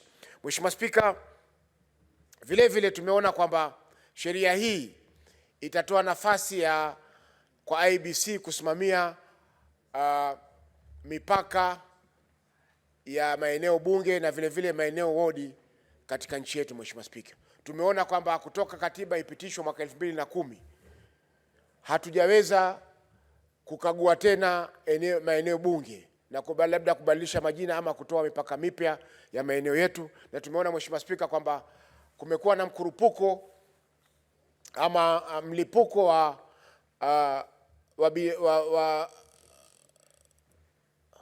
wingi wa watu katika maeneo yetu, Mheshimiwa Spika, ambapo tunapata kwamba maeneo mengine yana watu wengi kupita kiasi, eneo bunge likiwa na wapigaji kura zaidi ya 300,000 na maeneo bunge mengine anawapiga kura 20,000 au 30,000. Hiyo Mheshimiwa Spika sio sawa, kwa sababu tunataka nchi yetu iwe kuwe na usawa wa uwakilishi ili watu wasipate shida kutafuta mbunge wao, kwa sababu mbunge ana watu wengi sana wa kuwasimamia. Lakini Mheshimiwa Spika, ni kwamba swala hili la mipaka lazima liende katika bunge la kitaifa na pia lije katika bunge la Senate, kwa sababu sisi Senate ndio tunasimamia ugatuzi, na ugatuzi unawakilishwa mashinani na mabunge ya county. Na kwa vile mabunge ya county yanachaguliwa moja kwa moja kutoka kwa wananchi, Mheshimiwa Spika, itafaa kwamba mswada wa kubadilisha maeneo wodi lazima ifike katika bunge la Senate ili iweze kuangaliwa na kukaguliwa kisawasawa. Mheshimiwa Spika, kwa kumalizia ni kwamba ni masikitiko kwamba tumeona bunge la kitaifa liliweza kuwatimua makamishna wa zamani 4 bila ya kufuata mwongozo wa kisawasawa. Mheshimiwa Spika, ilikuwa yule mwenye kushtaki hata ile bodi ambayo tume ambayo ilichaguliwa na rais, ilikuwa wao ndio wenye kushtaki, wao ndio wenye kuchunguza, na wao ndio waliotoa hukumu ya kuondoa watu wale, Mheshimiwa Spika. Kwa hivyo inafaa, Mheshimiwa Spika, kwa shughuli kwa siku za usoni, mswada wote wa kuondoa makamishna, kwa sababu makamishna wale ndio wanasimamia kura za wabunge, kura za magavana, kura za maseneta, lazima mswada ule pia uweze kufikishwa katika bunge la Senate ili tuwe na uamuzi kwa swala hilo. Asante Spika kwa kunipa fursa hii.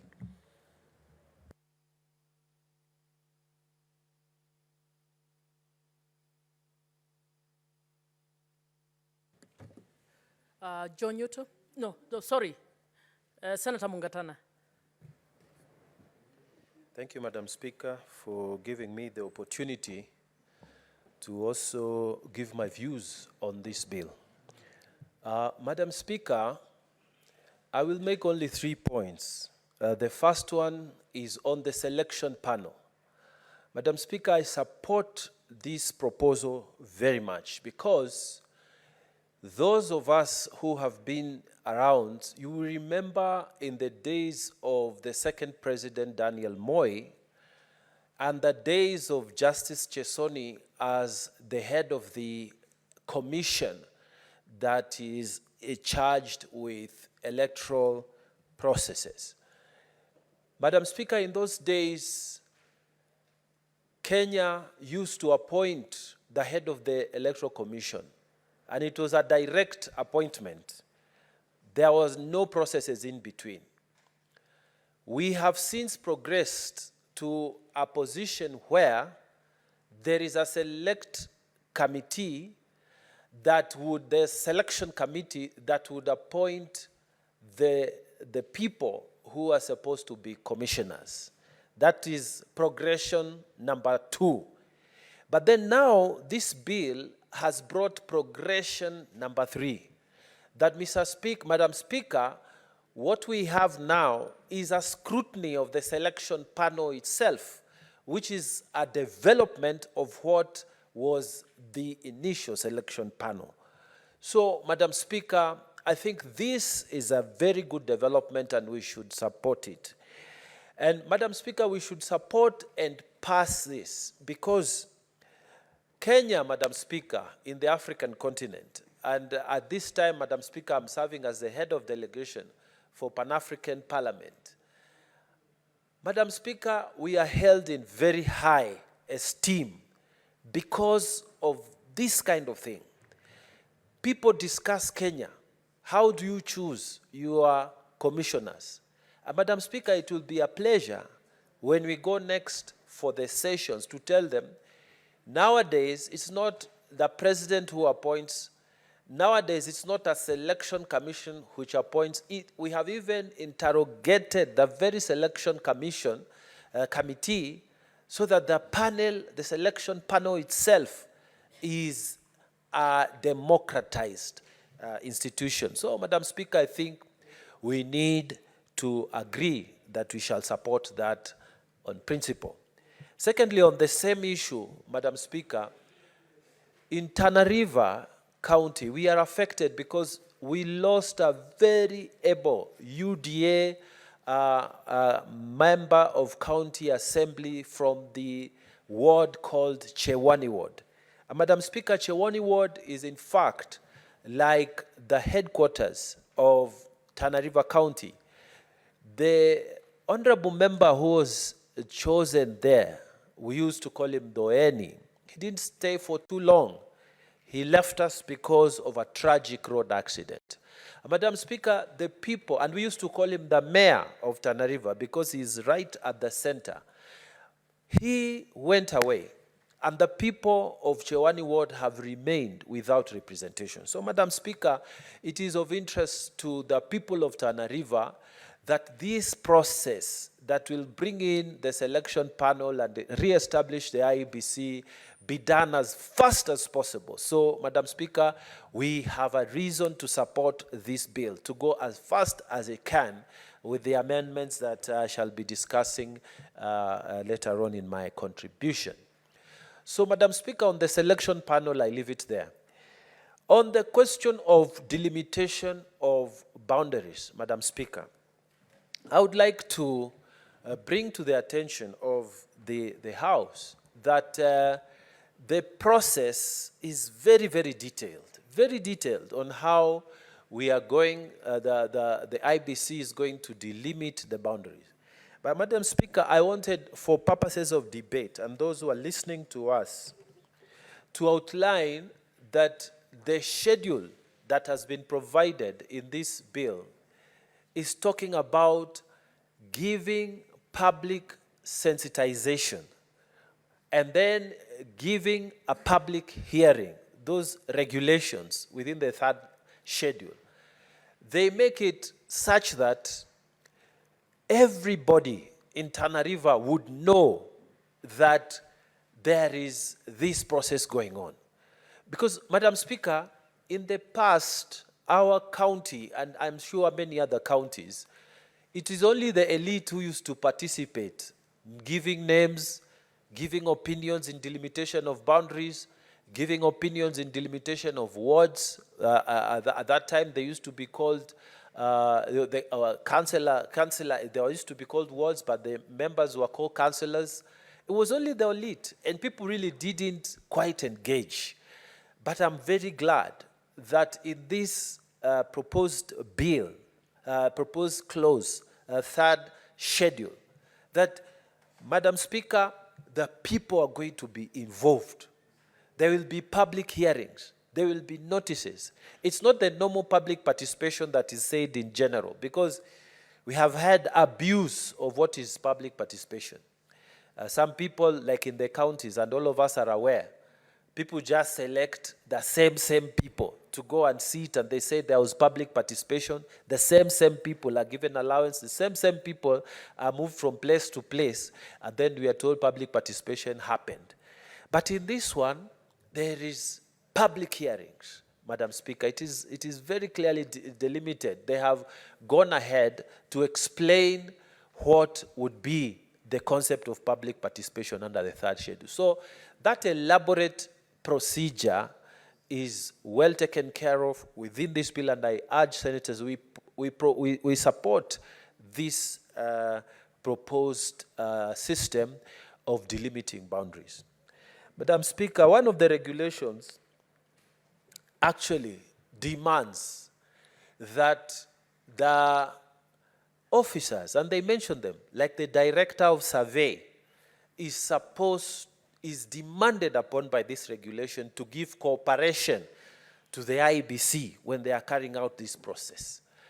So that there is a demand that officers from government must give support to this process. So, Madam Speaker, we want to see how this will work out, because in Tana River County, Madam Speaker, places where the wards, our constituencies, where we are bordering with my kind neighbor, Honorable Enoch Wambua from Kitui, places where we voted, places where our people campaigned and voted for candidates, for wards, candidate all the way to the president, places that were in Tana River. Madam Speaker, because of recent disputes that we had, some of them going very bad, and the involvement of police, we have had schools that were actually in Tana River County being annexed by Kitui County. And yet there are polling stations, as we stand now, there are polling stations gazetted on the side of Tana River. So I would be very interested in seeing how we will resolve these issues, because we need to have a resolution. Whether the wards and the areas that are Tana River or our areas that we have delimited with the IBC are now going to be said under the Director of Survey that they're on the other side. So, Madam Speaker, I hope this process will be proper and transparent, and it will settle some of the disputes that we are having on the boundaries with some of our counties, our neighbors in these counties. So I want to laud the third schedule that is proposed in this bill, and I want to really thank the people who put in some thought around that area. The only thing, Madam Speaker, that was not spoken to on the question of delimitation is about the question of the protected constituencies. Madam Speaker, and I'm told that maybe regulations will be set, or maybe it will be a political question that needs to be resolved from the highest officers of this land. But Madam Speaker, every time the word delimitation, every time the word population is mentioned, those of us who come from counties that have huge areas but limited populations, we get very worried. Because as we are speaking now, Madam Speaker, if we go with what the constitutional thresholds have predetermined, in Tana River County, we stand to lose at least one constituency. And Madam Speaker, in fact, if we go strictly by what is supposed to happen, two constituencies are supposed to go so that they merge into one. That is the constituency of Bura constituency and the Galole constituency. Garsen has the correct populations and all the other parameters. So, Madam Speaker, I would have thought that the NADCO report, on the basis of protecting minorities and on the basis of protecting sparsely populated areas, would have gone to propose constitutional amendments that would protect these areas, these constituencies. Why I say so, Madam Speaker, is because members of parliament who are coming from those areas that are currently protected are worried. Are these constituencies going to be there in the next election? Our people who are voters in those constituencies are worried. Are these constituencies going to be protected? So even as we are talking about the whole area of proper procedure in delimitation, we must also put in our minds the political question of how do we protect these areas that are constituencies that are protected currently, and what do we tell the people, because the people are worried. We have an answer now to the people of Tana River and elsewhere that the wards and the constituencies will be contested once the IBC selection panel is done and the commissioners are in place. We have an answer. But as to how many constituencies the protected constituencies are going to be there, and as to whether those constituencies are going to be available for contest by the honorable members who are seated there or those who are aspiring, and as to whether those constituencies, the voters are going to actually continue benefiting from CDF, we don't have an answer. And I think NADCO should have dealt with this so that people have certainty in terms of the politics of our counties and politics of our constituencies. Madam Speaker, and I just want to underline and emphasize that in this country, we must be fair as we talk about population. I have had other people in this Senate and outside saying if a constituency has 300,000 people and another one has 20,000 people, then it is fair that maybe we give more resources to this other one and leave the other one. But Madam Speaker, I wanted to give a very simple example. In that area where there are 300,000 people in one constituency, the likelihood is that schools are day scholars. People just walk to school and they are back at home. And if you are awarding CDF, for example, and you give them 5,000, 3,000, the day scholar would still walk to school and come back. But in some of our areas, Madam Speaker, you would have to send that child to go and book a lodge. Let's say they have been given 10,000 everyone. He still has to travel, book a place to sleep for the night, and then travel again the following day for him to reach his boarding school, Madam Speaker. Schools are that far. And when the rains have come as they have right now, or the floods have come as they have right now, they will spend, if not the 3,000 like the person of 300,000 members, citizens, they would spend the 10,000 or the 9,000 because of the travel expenses and accommodation. So even that small example will tell you, you still need equal resources, if not more, for those areas. Why, Mr. Speaker, Madam Speaker? It's because we have somehow to pay for the sins of this country. And I argue this way because we committed a sin some times ago. Madam Speaker, any person who has read sessional paper number 10 of 1965, that Madam Speaker specifically said, the resources of this country, which we have collected from everybody, will be concentrated in high potential areas. Madam Speaker, it was so bad that in parts where we come from, people were saying, tunaenda Kenya, as we are going to Kenya. And it is because of how hard life was. We thank God for the devolution and the things it has done. We thank God for CDF and the things it has done.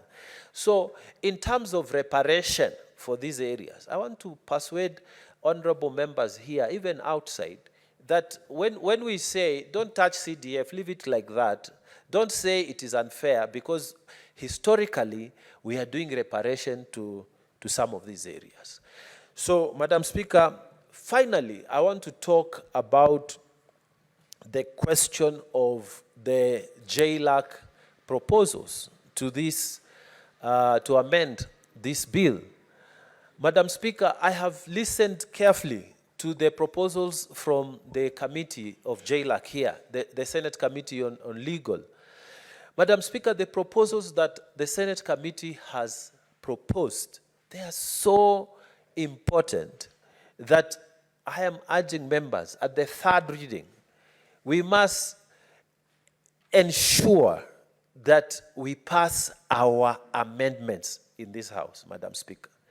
We cannot have a situation where we are passing a law that is against us. And you see, Madam Speaker, a lot of times people don't pay attention to these things, like one honorable senator has said, that we debate the principles and the details, we leave them out. I think what JLAC has proposed, we must make sure those amendments passed. They are passed at third reading, so that when we take them back to the National Assembly, and the National Assembly agrees with them, then it is good, because both houses must be represented in these processes. But if the National Assembly says no, we must stick our guns and we must go for mediation. We must not allow a situation where even things to do with boundary demarcation, we are being told that we are not, we are not part of that. It is the National Assembly. Why?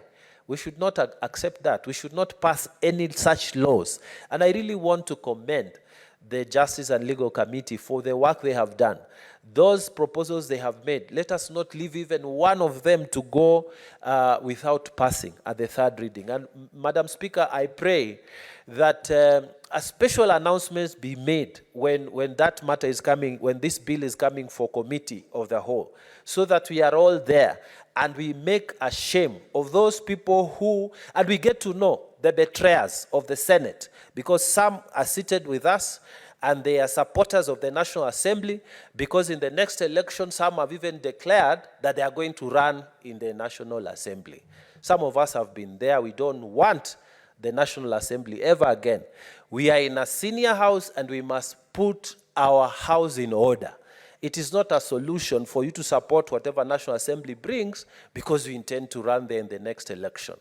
I think we must make a special arrangement so that at the Committee of the Whole, we support the amendments that JLAC has proposed, so that, Madam Speaker, we are able to keep the dignity of this House, especially on matters to do with delimitation of boundaries.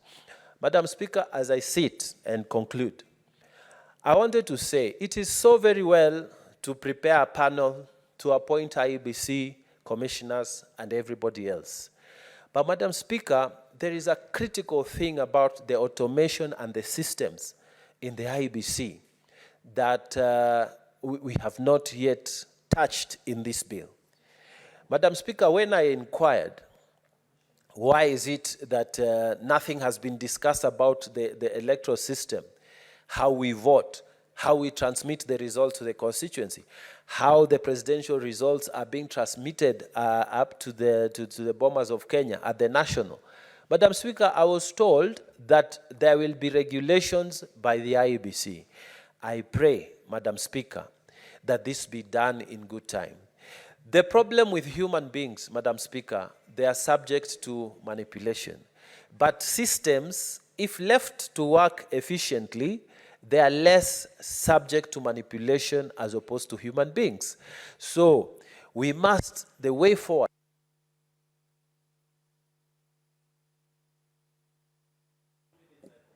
That is fine.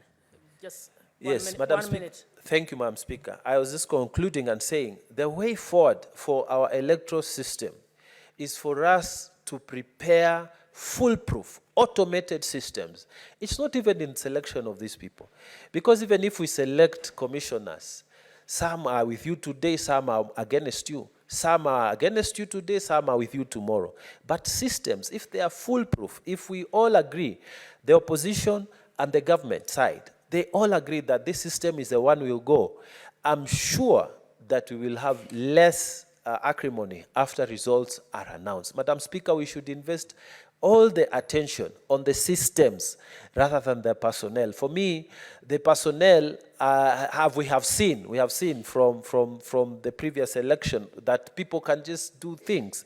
But Madam Speaker, if it is machines Machines, when we go to pay KRA, they don't care. You pay this amount, you must pay.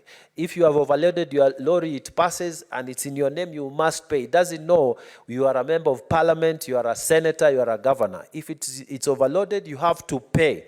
And this is how systems will help us give more credible results as elections are being done. With those few remarks, Madam Speaker, I beg to support with those amendments proposed by Jay Laika. Thank you. Senator Osoti. Thank you, Madam Speaker, for the opportunity again to make my voice heard on the IBC amendments bill. Mr. Speaker, we must commend the NADICO team for coming up with this bill, and I want to join my colleague, Senator Wambua, to say that this is a product of bipartisan negotiations between Azimio and Kenya Kwanza. And I think quite a number of the proposals contained in this bill are going to address some of the challenges that we have had in this country in terms of election management. But I also think a lot needs to be done, Madam Speaker, to ensure that we have a level playing field in our election. And we will also have an opportunity to look at the proposals contained in the Elections Amendment Bill, which is also a product of NADICO. Madam Speaker, allow me to comment on the composition of the selection panel. The bill says that 2 persons shall be nominated by the Parliamentary Service Commission to represent the minority and majority parties. Mr. Speaker, whereas I agree with that, I think there is something missing in that. What is missing in that is how political parties will be directly involved in that nomination process. Because if you give that task purely to the Parliamentary Service Commission to determine for you the choice of the minority and the choice of the majority, you are likely not to get the right people that the parties want to be represented with. I want to give an example. The current panel, someone who was nominated to represent Azimio was not even known to Azimio leadership. So we want a scenario, and I will be proposing amendment on this, that we must have a preliminary process done by the majority political party and minority political party to submit, even if it means 3 names, to the Parliamentary Service Commission, and then the Parliamentary Service Commission will then choose 1 representative from a minority and 1 representative from majority, from among the names submitted by political parties.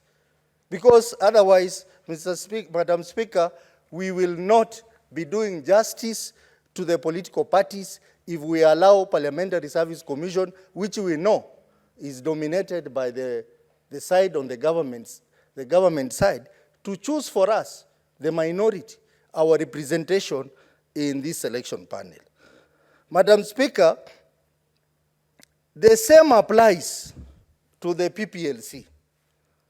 PPLC process must also have the input of the political parties, the majority political party and the minority political party.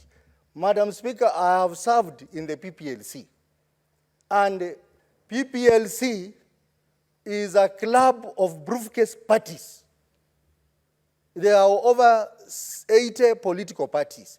The main political parties in PPLC, that is ODM, UDA, and the other big parties, do not feel safe in PPLC. They are intimidated by these briefcase parties.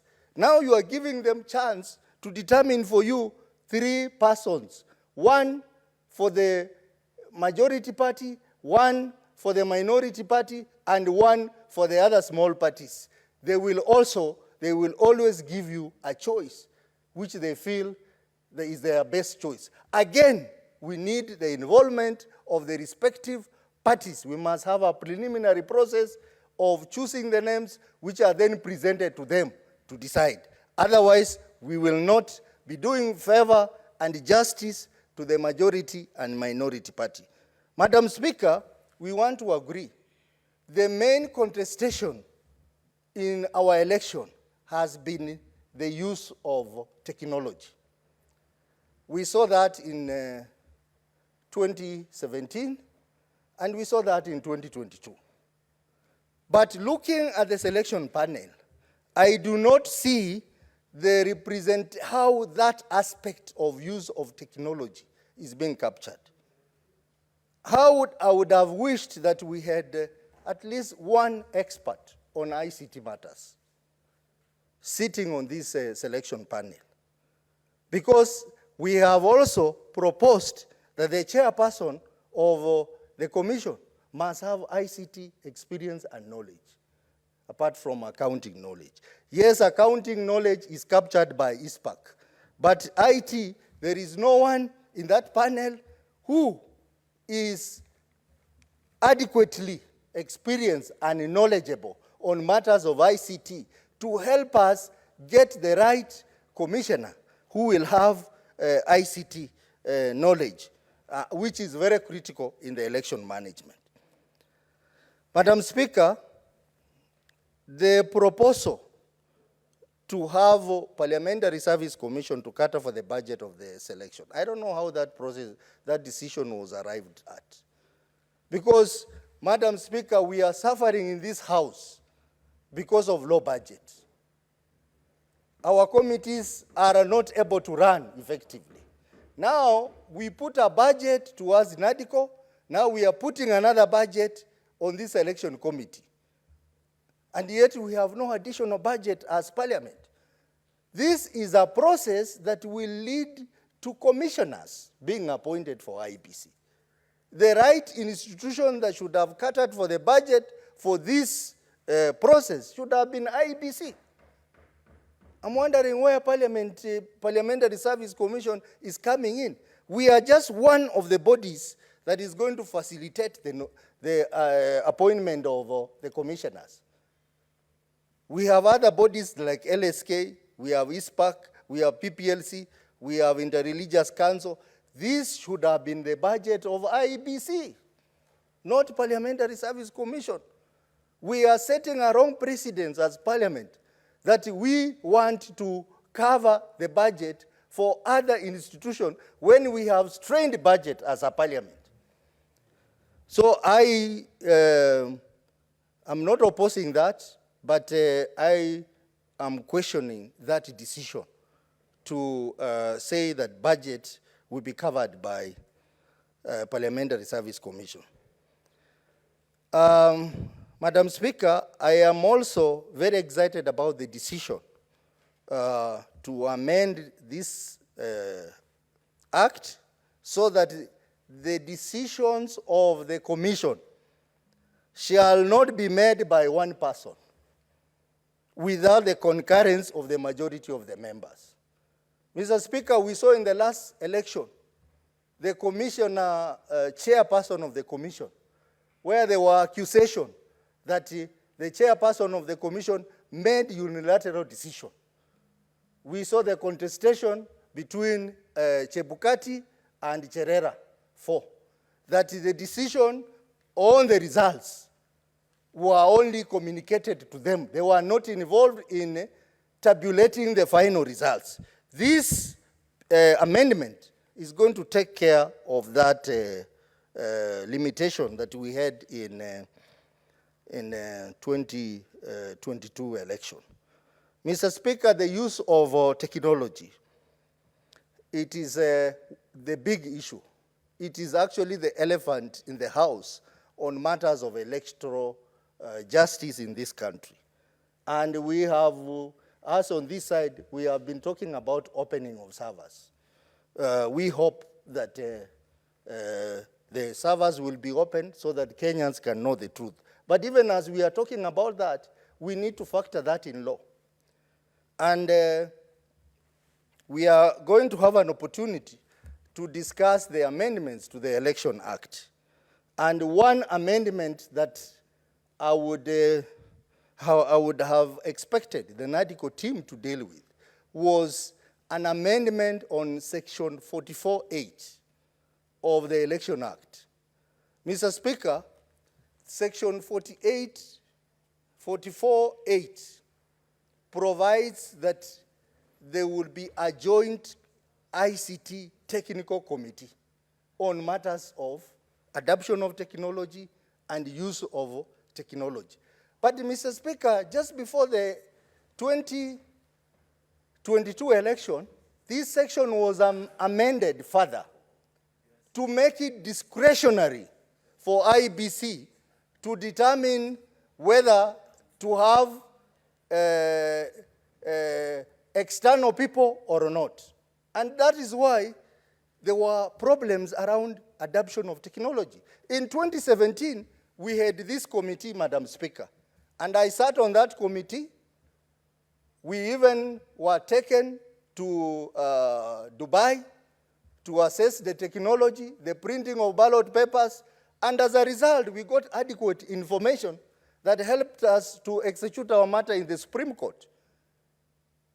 But in 2022, because of that amendment, that mysterious amendment, it was not possible, and that is why, Mr. Speaker, a lot of questions arose around use of technology. Political parties and all the stakeholders must be involved in the process of adoption of technology, from procurement, installation, testing, and implementation.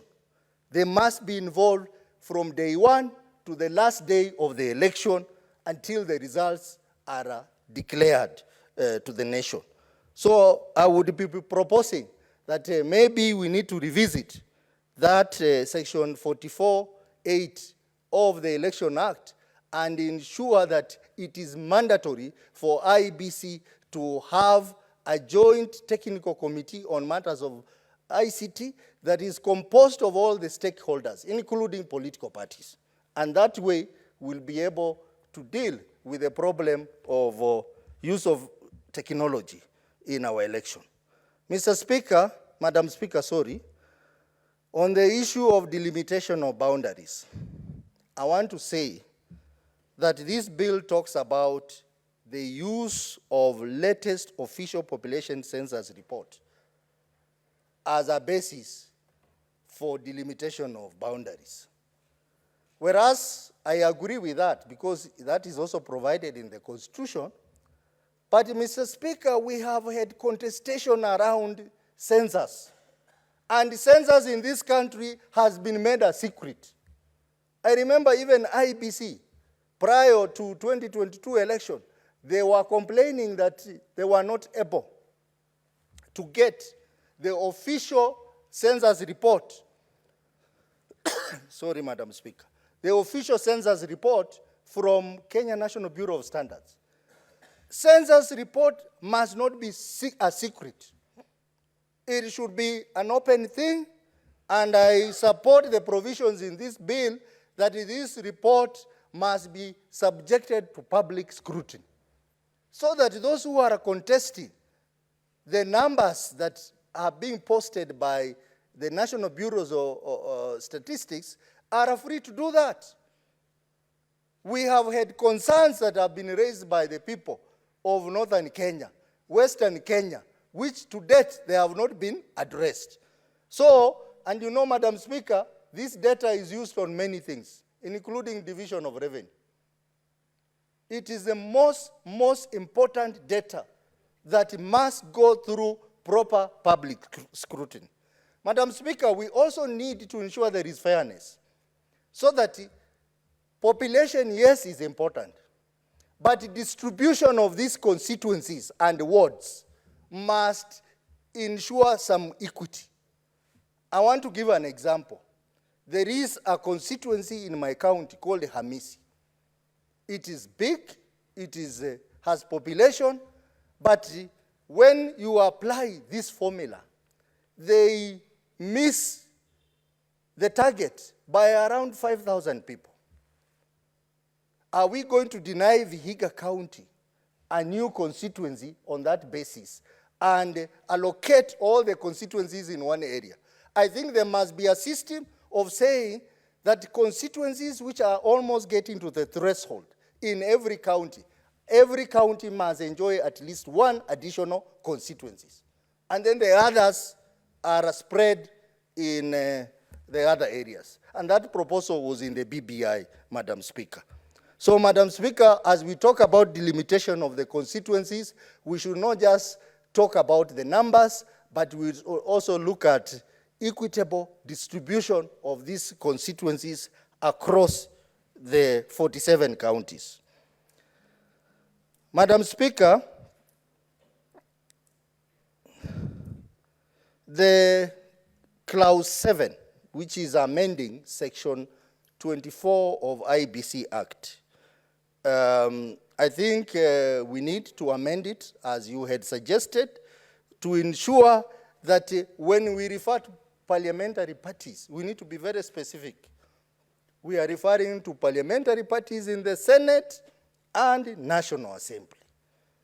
When we make references to National Assembly, that the National Assembly will receive the delimitation report, they will discuss it, they will debate it, they will forward it to the IBC. Where do you leave Senate? This section 24B, clause 7, is unconstitutional because Senate cannot be left out of a serious matter of delimitation of constituencies. So I think that one, I don't know, Senator Omogeni was sitting in that NADICO. I don't know where he was. We respect him as a senior counsel in this country. But it is very unfortunate that a mistake of this high magnitude was made without our representation noticing that the National Assembly should not have unilateral powers on matters of delimitation of constituencies without the involvement of Senate as well. Madam Speaker, I think those are the few things I want to say about this bill, and also want to urge that the NADICO spirit must be adhered to. People went on the street, people died agitating for electoral justice, and I think it's important for us to give them that justice by ensuring that we pass this law and we pass any other law that has been brought to us so that people can get justice. And as we go on, Madam Speaker, I think it is also important that we look at the other election-related laws and ensure that they are panel beaten so that we have these election laws in place at least 2 years before the election, as had been proposed by the Krugler Commission, that laws must be in place at least 2 years before the election, so that we do not hurry the amendments to the laws and end up having elections, which has been done in a hurry, and the challenges that we have at the moment. Madam Speaker, with those few remarks, I want to support this bill with amendments. Thank you. Senator Newton. Thank you, Madam Speaker, for this opportunity to also air my views regarding this particular bill, Madam Speaker. And I want to say right from the onset that I support most of the recommendations, most of the amendments that are being made in this bill, Madam Speaker. Madam Speaker, we know that the selection of the commissioners to IEBC has been an issue that has always caused us problems because then this has a direct bearing on the fairness of an election, Madam Speaker. And that the amendments made, Madam Speaker, on the membership of the selection panel of IEBC commissioners.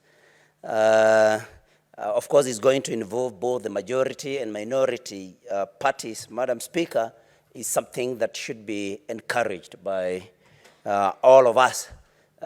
Because, Madam Speaker, we all live in this country, whether we are on the minority side or the majority side.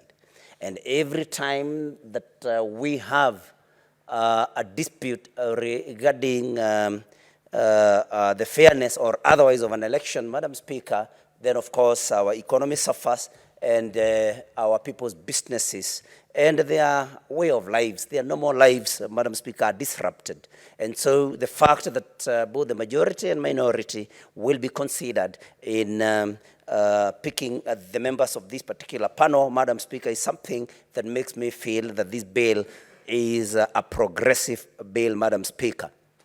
Madam Speaker, the fairness of a selection panel would not be guaranteed or would not be appreciated by Kenyans if those members were going to be picked only by parliamentary parties or politicians, Madam Speaker. And the fact that some professional bodies like the Certified Public Accountant of Kenya, that is ISPAC, Institute of Certified Public Accountants of Kenya, that is ISPAC, will also produce a member to this particular panel, Madam Speaker, of course, is something that is progressive, because then we expect that such professional bodies will not be politically inclined, Madam Speaker. LSK will also produce a member to this panel, which is also a good thing. Madam Speaker, Kenya is, I do not want to say it's a notoriously religious community, but Madam Speaker, the people of Kenya are religious. That we are also going to have a member from the Interreligious Council of Kenya, Madam Speaker, will add to the trust that Kenyans will have in this selection panel. And I think that is very progressive, and that makes me feel that this is a bill that should be supported, Madam Speaker.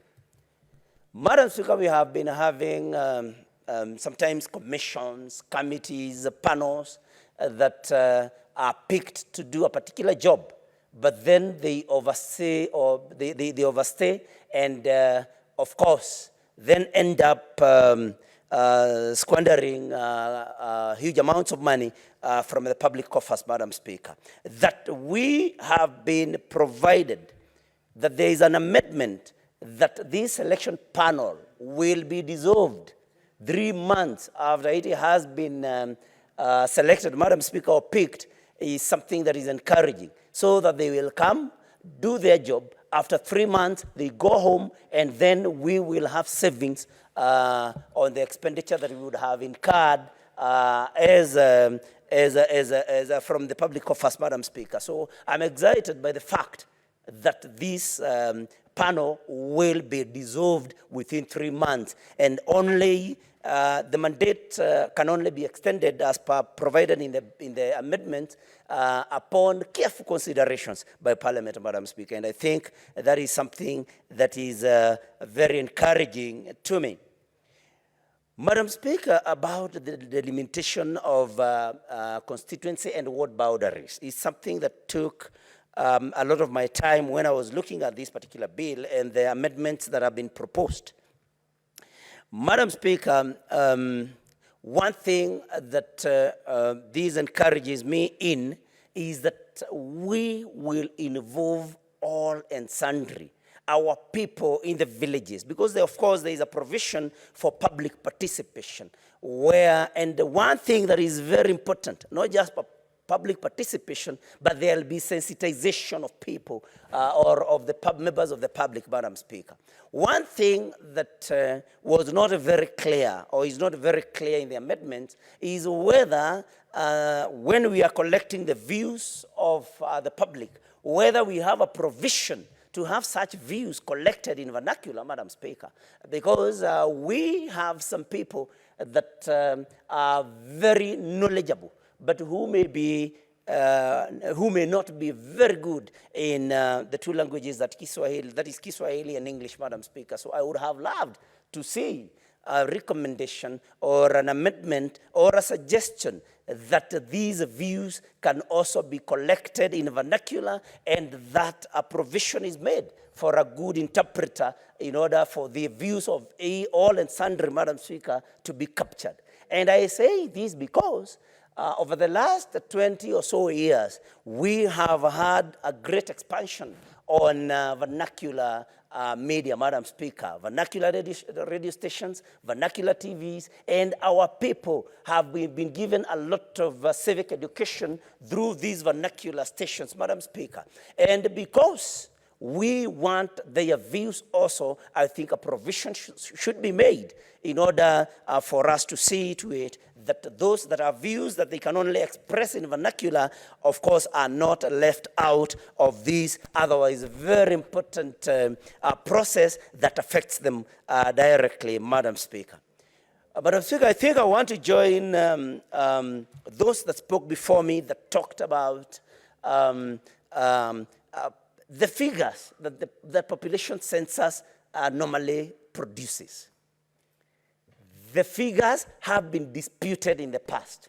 So I think there should be a better process of doing or carrying out a population census, Madam Speaker. And by this, I think I would propose that even as the officers carrying out the census visit homes and places of work to collect data on a population and counting of people in quotes, Madam Speaker, that they would then also refer to the data with the Civil Registration Bureau, Madam Speaker, so that we are not told of numbers that are non-existent in some places, that every other information, every other piece of information that they collect then is compared and contrasted against what we have at the Bureau or at the Civil Registration Agency, Madam Speaker, so that we can get the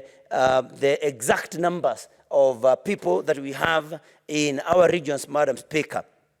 So the birth certificates should be something that should be made as a prerequisite for somebody to be counted in quotes, Madam Speaker. I'm also excited by the fact, Madam Speaker, that that we will have individual responsibility of officers, especially when we are doing delimitation of boundaries. That any officer, Madam Speaker, that is supposed to publish on the Kenya Gazette the views of the public, and they fail to do so, that they can be prosecuted and they will have committed an offense and are liable to imprisonment for a term of 1 year. So that, Madam Speaker, we bring in individual responsibility so that we do not have people that have been compromised somewhere, leading to failure in publishing important information on Kenya Gazette that has an effect. So I think that is also something that caught my eye and that I thought was very important, because, Madam Speaker, we should slowly move from collective responsibility to individual responsibility of anyone serving in a public office, especially if it's a matter that affects the public, Madam Speaker. Madam Speaker, we need a foolproof election.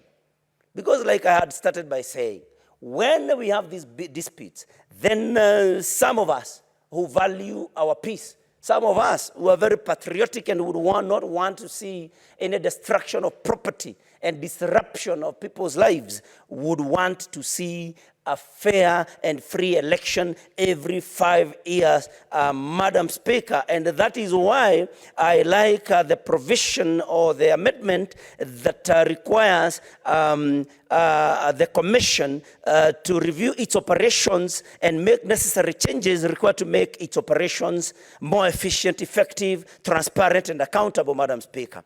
We need to improve on the efficiency of our elections, Madam Speaker. We do not want to hear cries of Fungua Sava every 5 years or after every election. And so, Madam Speaker, I think I come from an education background, Madam Speaker, and there is a review of the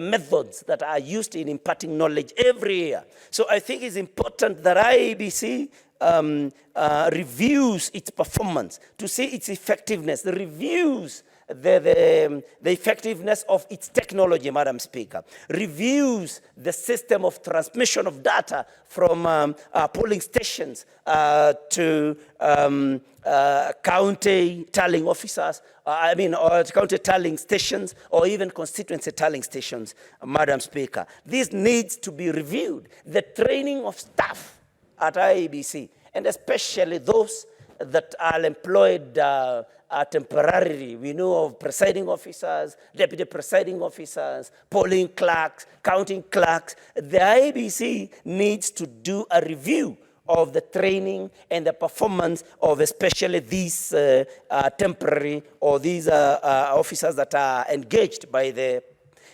Commission on temporary basis, Madam Speaker. And so that is also something that caught my eye and that made me feel that I should strongly support this bill, Madam Speaker. Madam Speaker, there is also a provision that any decision that the review of boundaries has given can be challenged by any individual, that any individual can go to court and challenge the decision on the delimitation of any boundaries, Madam Speaker, which is important because sometimes I could go and give my views as a member of the public, which the Commission may choose to ignore. That I have the option of going to court after this and pursuing my justice, Madam Speaker, at least within 30 days of the publication of such a decision, Madam Speaker, is encouraging because we want every Kenyan to have the right to question any authority in this country, Madam Speaker, and that such dispute, such suit will be sorted in 3 months' time, Madam Speaker, because we have had situations where somebody goes to court. Sometimes it could even be an election petition, Madam Speaker, and we know sometimes, especially previously, we did not have limits on which or within which an election dispute could be sorted out apart from that of the presidency. So that some of these decisions are made too deep into the term of parliament that whatever decision is made, Madam Speaker, does not benefit even the petitioner,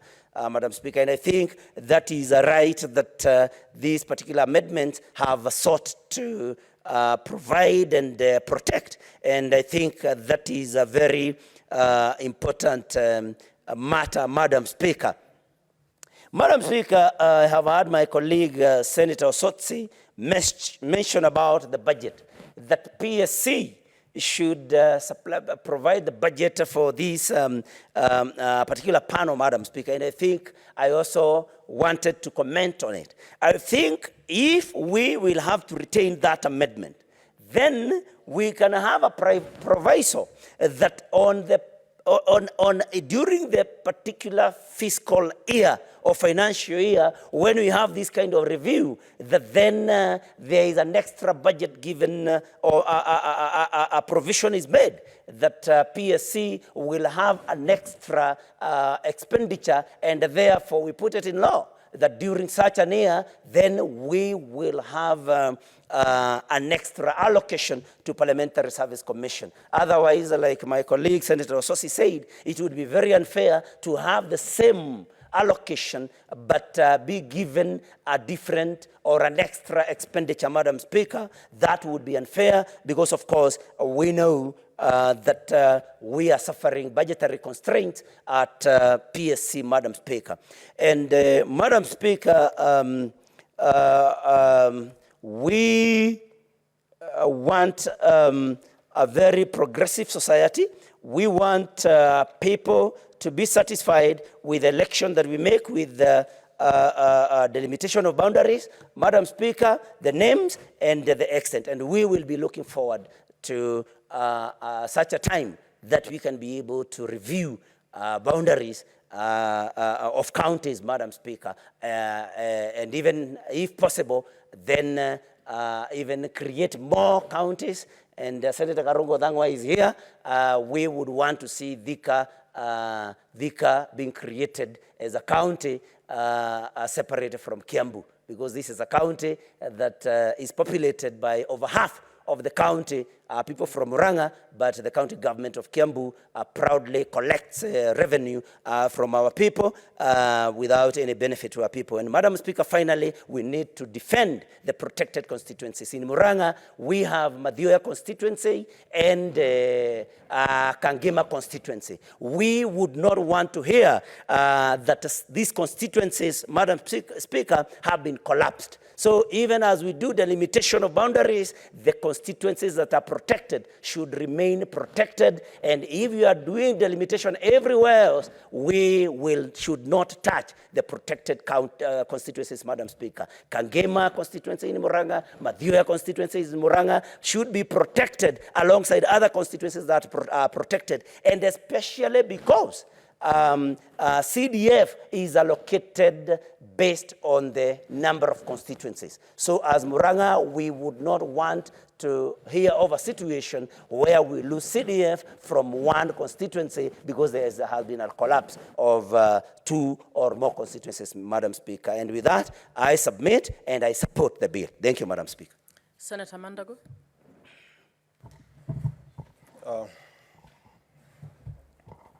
Thank you very much, Honorable Speaker, for the opportunity to contribute to this bill. Honorable Speaker, from the onset, I want to say I support the proposals for the amendments of this bill, Honorable Speaker, but with a number of concerns, Honorable Speaker. Honorable Speaker, this bill first sets to correct or to remedy the current situation we are in as a country, where a number of constituencies, a number of wards in our country, Honorable Speaker, have been without representation for more than a year because of the absence of the electoral body.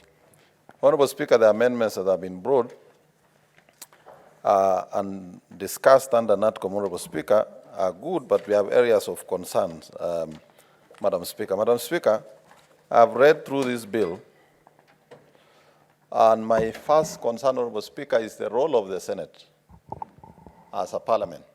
Honorable Speaker, when you come through this bill in all the sections, reference have only been made to National Assembly. Honorable Speaker, the Senate is there to represent counties. This delimitation of boundaries is going to happen in counties. And therefore, when the proposals are being made by the electoral body and being submitted to National Assembly, Honorable Speaker, the role of the Senate must be defined so that Parliament in this bill would then mean the Senate and National Assembly. Honorable Speaker, the provision under Part 2 of delimitation of units, Honorable Speaker, the electoral body has been mandated to review of the names and boundaries of constituencies, review the number of names and boundaries. Honorable Speaker, this section, subsection 2, is a section that, Honorable Speaker, in the regulation must be clearly defined. And this, my curiosity has been aroused by the recent statements from the National Cohesion Commission, listing a number of counties that they intend to propose the changes of names, Honorable Speaker. Honorable Speaker, names have meaning, and there are reasons as to why those names exist.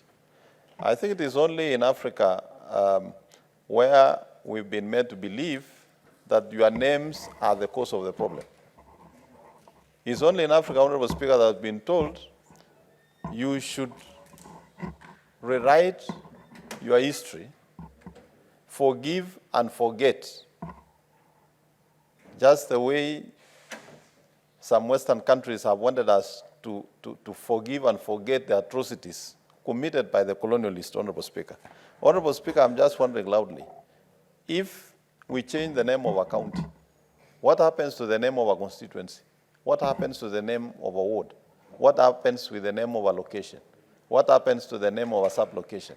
What happens to the name of a village, Honorable Speaker? I think, Honorable Speaker, names of locations or counties or sub-counties have never made Kenyans to fight. People don't fight in West Pokot because it is called West Pokot. Honorable Speaker, this naming of boundaries, naming of counties and constituencies is a matter that needs to be looked into deeply, Madam Speaker. Madam Speaker, the period that has been provided under Section 7, that the National Assembly shall within 14 days of the tabling of the revised preliminary report consider the report and forward recommendation of the Commission, failure to which, Honorable Speaker, the report will be deemed accepted. Honorable Speaker, we know how Parliament operates. That period is too short to allow for conversations along the report that has been submitted. Because, Honorable Speaker, the issue of delimitation of boundaries is a very emotive issue. It's an issue that accompanies sharing of resources. It's an issue that determines how a region or an area will be administered. There is need to provide sufficient time for Parliament to have a conversation so that the report can be adopted. Otherwise, Madam Speaker, there could be a situation where the tabling, adoption, and debating of the report is not prioritized, and 7 days lapses, and the electoral body then decisions and recommendations takes precedence over what the representatives of the people would have conversed and agree upon. Madam Speaker, the issue of composition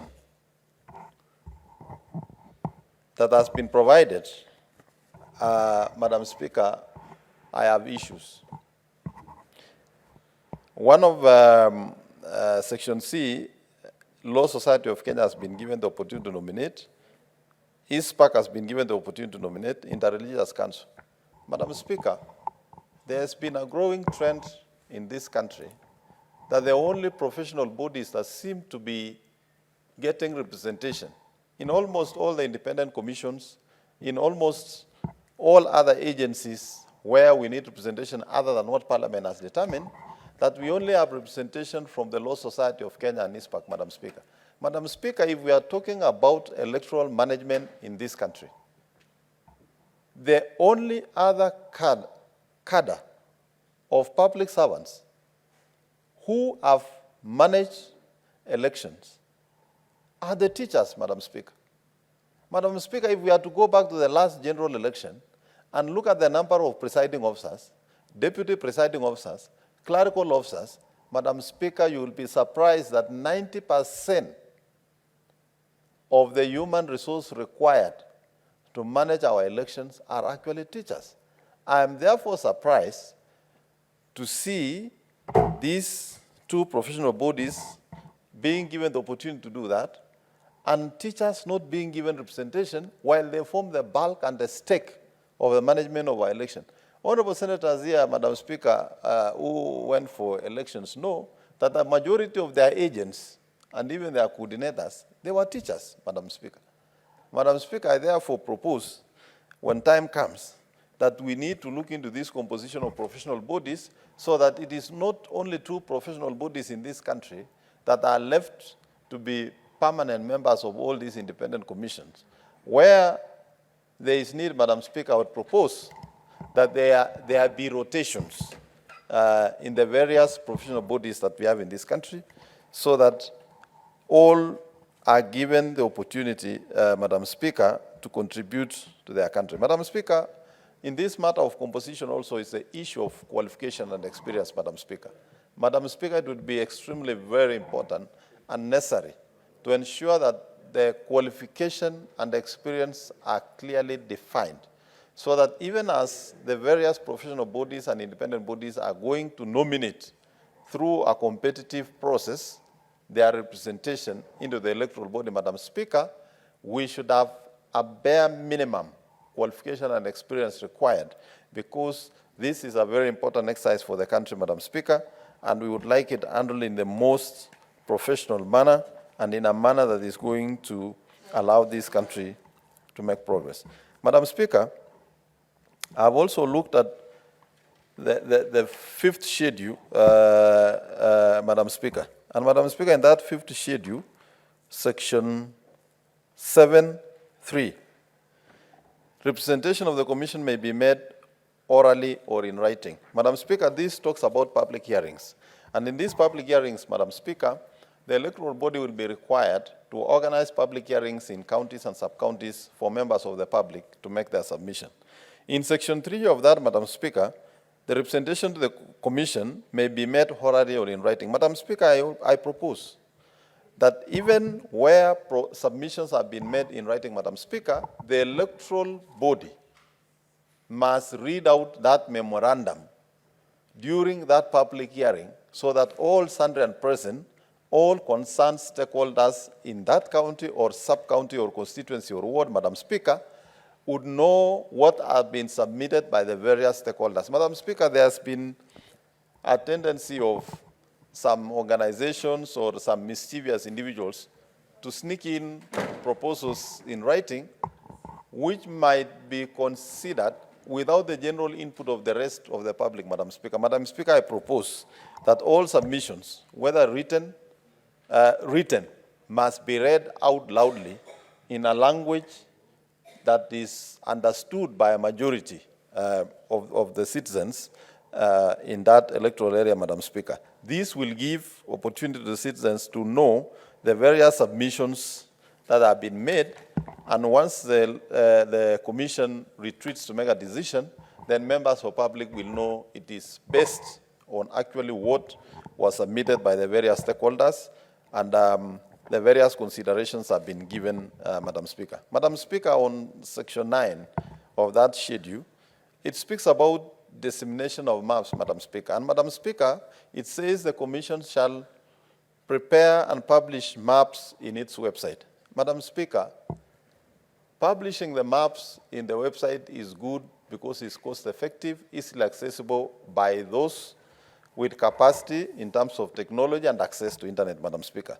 But, Madam Speaker, this limits the rest of the public who are not accessible to internet, and we all know, Madam Speaker, that not all parts of this country have access to internet. Although we want to thank the national government, Madam Speaker, because there is a robust program to roll out the digital superhighway in this country. But, Madam Speaker, because of redundancy measures, and we know sometimes technology can fail us, it is completely necessary that the Electoral Commission then publishes the maps and makes them available, either to the county or to the constituency or to the wards that are being delimited, Madam Speaker. Madam Speaker, this will give the public the opportunity to scrutinize the maps, because boundaries, Madam Speaker, have also been a contributor of wrangles and disagreements, and sometimes causing even fights, Madam Speaker. Madam Speaker, we as a country and as a continent, we know what the colonial boundaries have done to us, Madam Speaker. Madam Speaker, today we have a problem between communities that have been divided between two nationalities, Madam Speaker. Madam Speaker, today we have the Maasai people of Kenya and we have the Maasai people of Tanzania. We have the Teso people of Uganda, we have the Teso people of Kenya. We have the Pokot of Kenya, we have the Pokot of Uganda, Madam Speaker. And Madam Speaker, you've seen how sometimes when movement of livestock for just purposes of grazing, which was a normal occurrence for us Africans to move around with our livestock and graze, has created a lot of security concerns and issues, leaving us with devastated relationship between countries and communities, Madam Speaker. And Madam Speaker, therefore, when these maps are availed to the community, there is opportunity to review and agree in a manner that is going to foster the relationship and inter-community relations within that jurisdiction, Madam Speaker. Madam Speaker, this will create acceptance and make the work of the Commission easy, even as they conclude their report, Madam Speaker. Madam Speaker, the other provision for access is that it will be available in Parliament. Madam Speaker, Parliament is a restricted area. It is extremely difficult for citizens to access Parliament. Even our own offices in Bunge Towers, Madam Speaker, you realize that the number of security officers might be twice the members of Parliament, Madam Speaker, who have offices in Bunge Towers. And Madam Speaker, if you walk around Bunge Towers, you might misconstrue it to be a unit within our security organs, Madam Speaker, by virtue of the number of security officers. Therefore, if this bill then says that the maps will be available in Parliament, Madam Speaker, in short, we shall be saying Kenyan citizens who want to access these maps would not have the opportunity to. And I therefore propose, Madam Speaker, that the maps be availed to the counties, to the constituencies, to the wards whose boundaries are being delineated, so that citizens can access. And Madam Speaker, there are various organs of government that can be used to avail this to the public to the lowest unit. Madam Speaker, the National Government Administration is one such state organ that can quickly disseminate information to the lowest level, Madam Speaker, including the village, coordinated by a village elder, Madam Speaker. And Madam Speaker, access to information to Kenyans is a provision in our constitution that Kenyans should not be denied because we are doing boundary reviews, Madam Speaker. Madam Speaker, this bill is definitely long overdue, and as a country, it is regrettable that we had to be in such a state.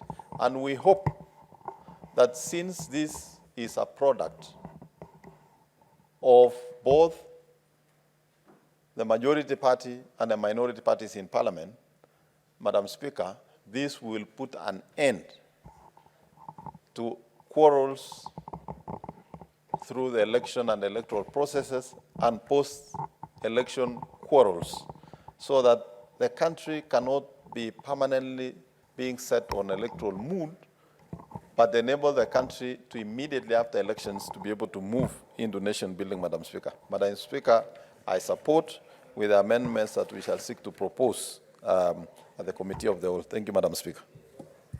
Senator Onyonka.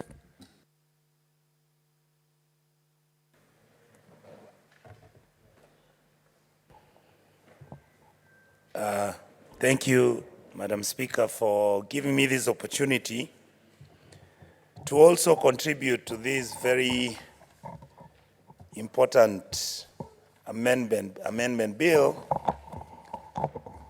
of what has bedeviled our country for a very long time. Madam Speaker, the Independent Electoral and Boundaries Commission Amendment Bill 2024 is a document that I want, first of all, Madam Speaker, to congratulate the Majority Leader and the leadership on our side, because essentially, Madam Speaker, this is a bipartisan document. I have listened to my colleagues make the contributions, and I believe all of us kind of agree on the basics. The small differences and variations will most probably come in when we are having the sitting of the full House. I would like, Madam Speaker, to then persuade my colleagues that I think maybe for the third or fourth time, we are going to start discussing the software of our electoral process. The software is that previously the arguments which were being made and even the discussions which were taking place, they were based on the arguments that this thing is that when the winner takes it, he should take it all. And Madam Speaker, I've always said how I wish that our Kenyan brothers and sisters in the ruling class would understand that sometimes politics is never the winner takes it all. It's about sharing. It's about a give and take.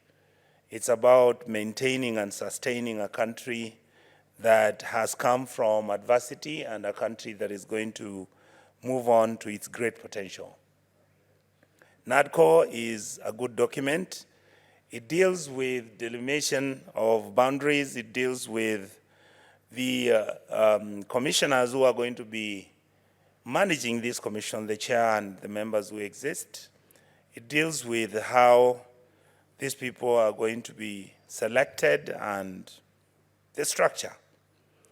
One of the issues that I would want us to look at in this House, because we are the Senate, is how we begin to handle the clamor and the request for counties to be increased. Madam Speaker, I was in Korea over the weekend because I lost a very good friend of mine, and the members of that community, in their discussion, you know, we discuss politics in funerals, their contention is that they want Korea to be given a county. Why? Because according to them, the feeling is that they have been marginalized, and they feel that if they got a county, they would most probably feel included and given an opportunity to chart their future. And Madam Speaker, the point I raised in that funeral, I told them, honestly, from where I stand, I don't see them getting that county government. But what I saw, Madam Speaker, is that there is a way we can actually solve the problem of those areas. You're talking about Mount Elgon, where there's been a lot of discussion and anger towards the fact that the people of Mount Elgon, especially the Sabaot, feel like they have been excluded from whatever that was taking place in Trans Nzoia County. You have the Kuria who feel like they have been excluded from Migori County. You have the people from there's an area in the Central Rift who also feel that with time and with their history, they needed to create their own constituencies. What I would like to introduce and suggest to my colleagues and my very good brother Haron, who is the majority leader, is that I think, Haron, we need to look at a way on how, yes, we can create protection of certain constituencies and ring-fence those constituencies. For example, I don't see a contradiction if Kuria was given 2 extra constituencies without them being given a county. I believe that because the concept of national government releasing funds to constituencies, and in this case, those constituencies would, if it's in Kuria, then now they have 2. If you increased 2, there would be 4. And that automatically means that Kuria, as a community, the 4 counties of Kuria would actually be getting 1 billion shillings.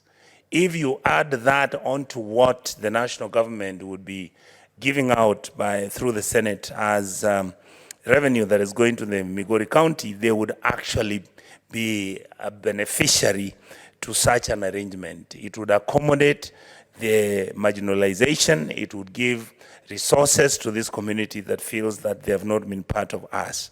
That is exactly the same argument I would make about my county, which is Kisii.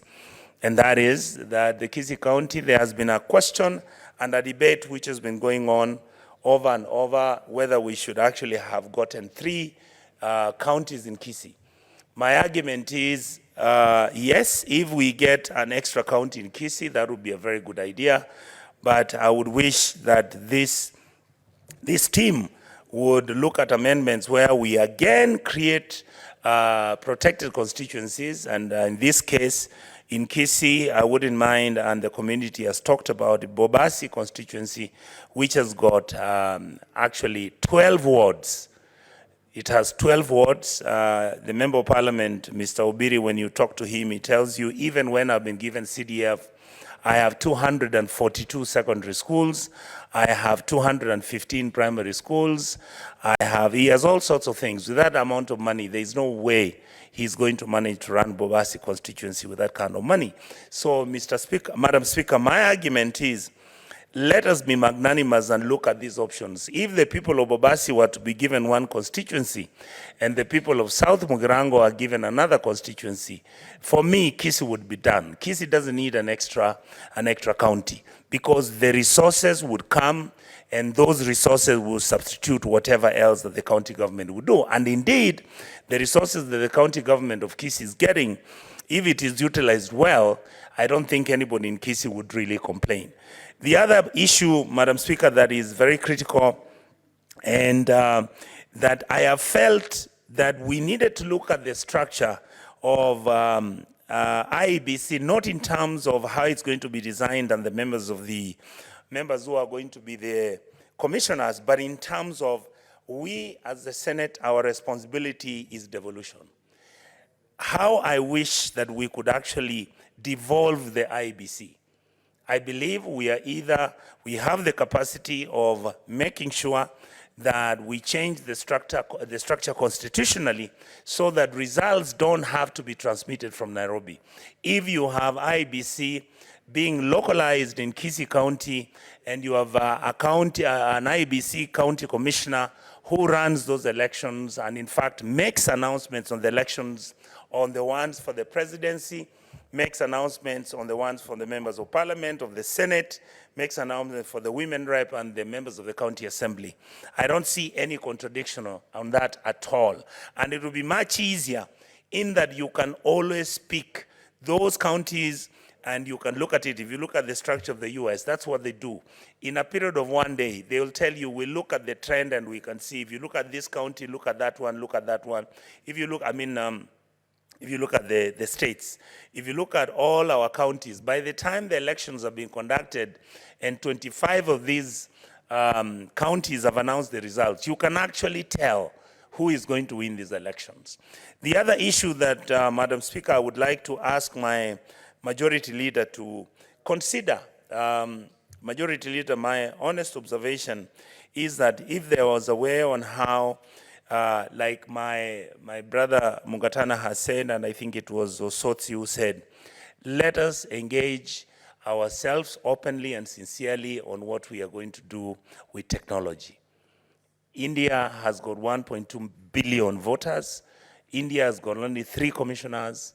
Everything that India runs is technological, and the technology is so simple. It is so simple. If you see it, because when I was a Deputy Minister for Foreign Affairs, I was once taken to go and observe.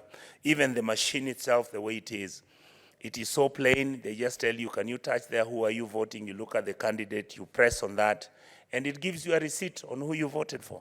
And these are the things that we must begin to look at and interrogate, so that when the elections are called, when the presidential elections are announced, like I've heard my colleagues say from the other side of the aisle, let these elections be believable, let these elections be verifiable, and let us know who has won. Let us not have the doubts, and let us have, many of us who win or lose, make our elections the boogeyman. Every election after 5 years, we are having disputes, we are having violence, we are making noise, and we are screaming at each other. The truth is that this country deserves better. This country can actually succeed in making sure that its elections are believable, verifiable, and they are an election that Kenyans can believe in.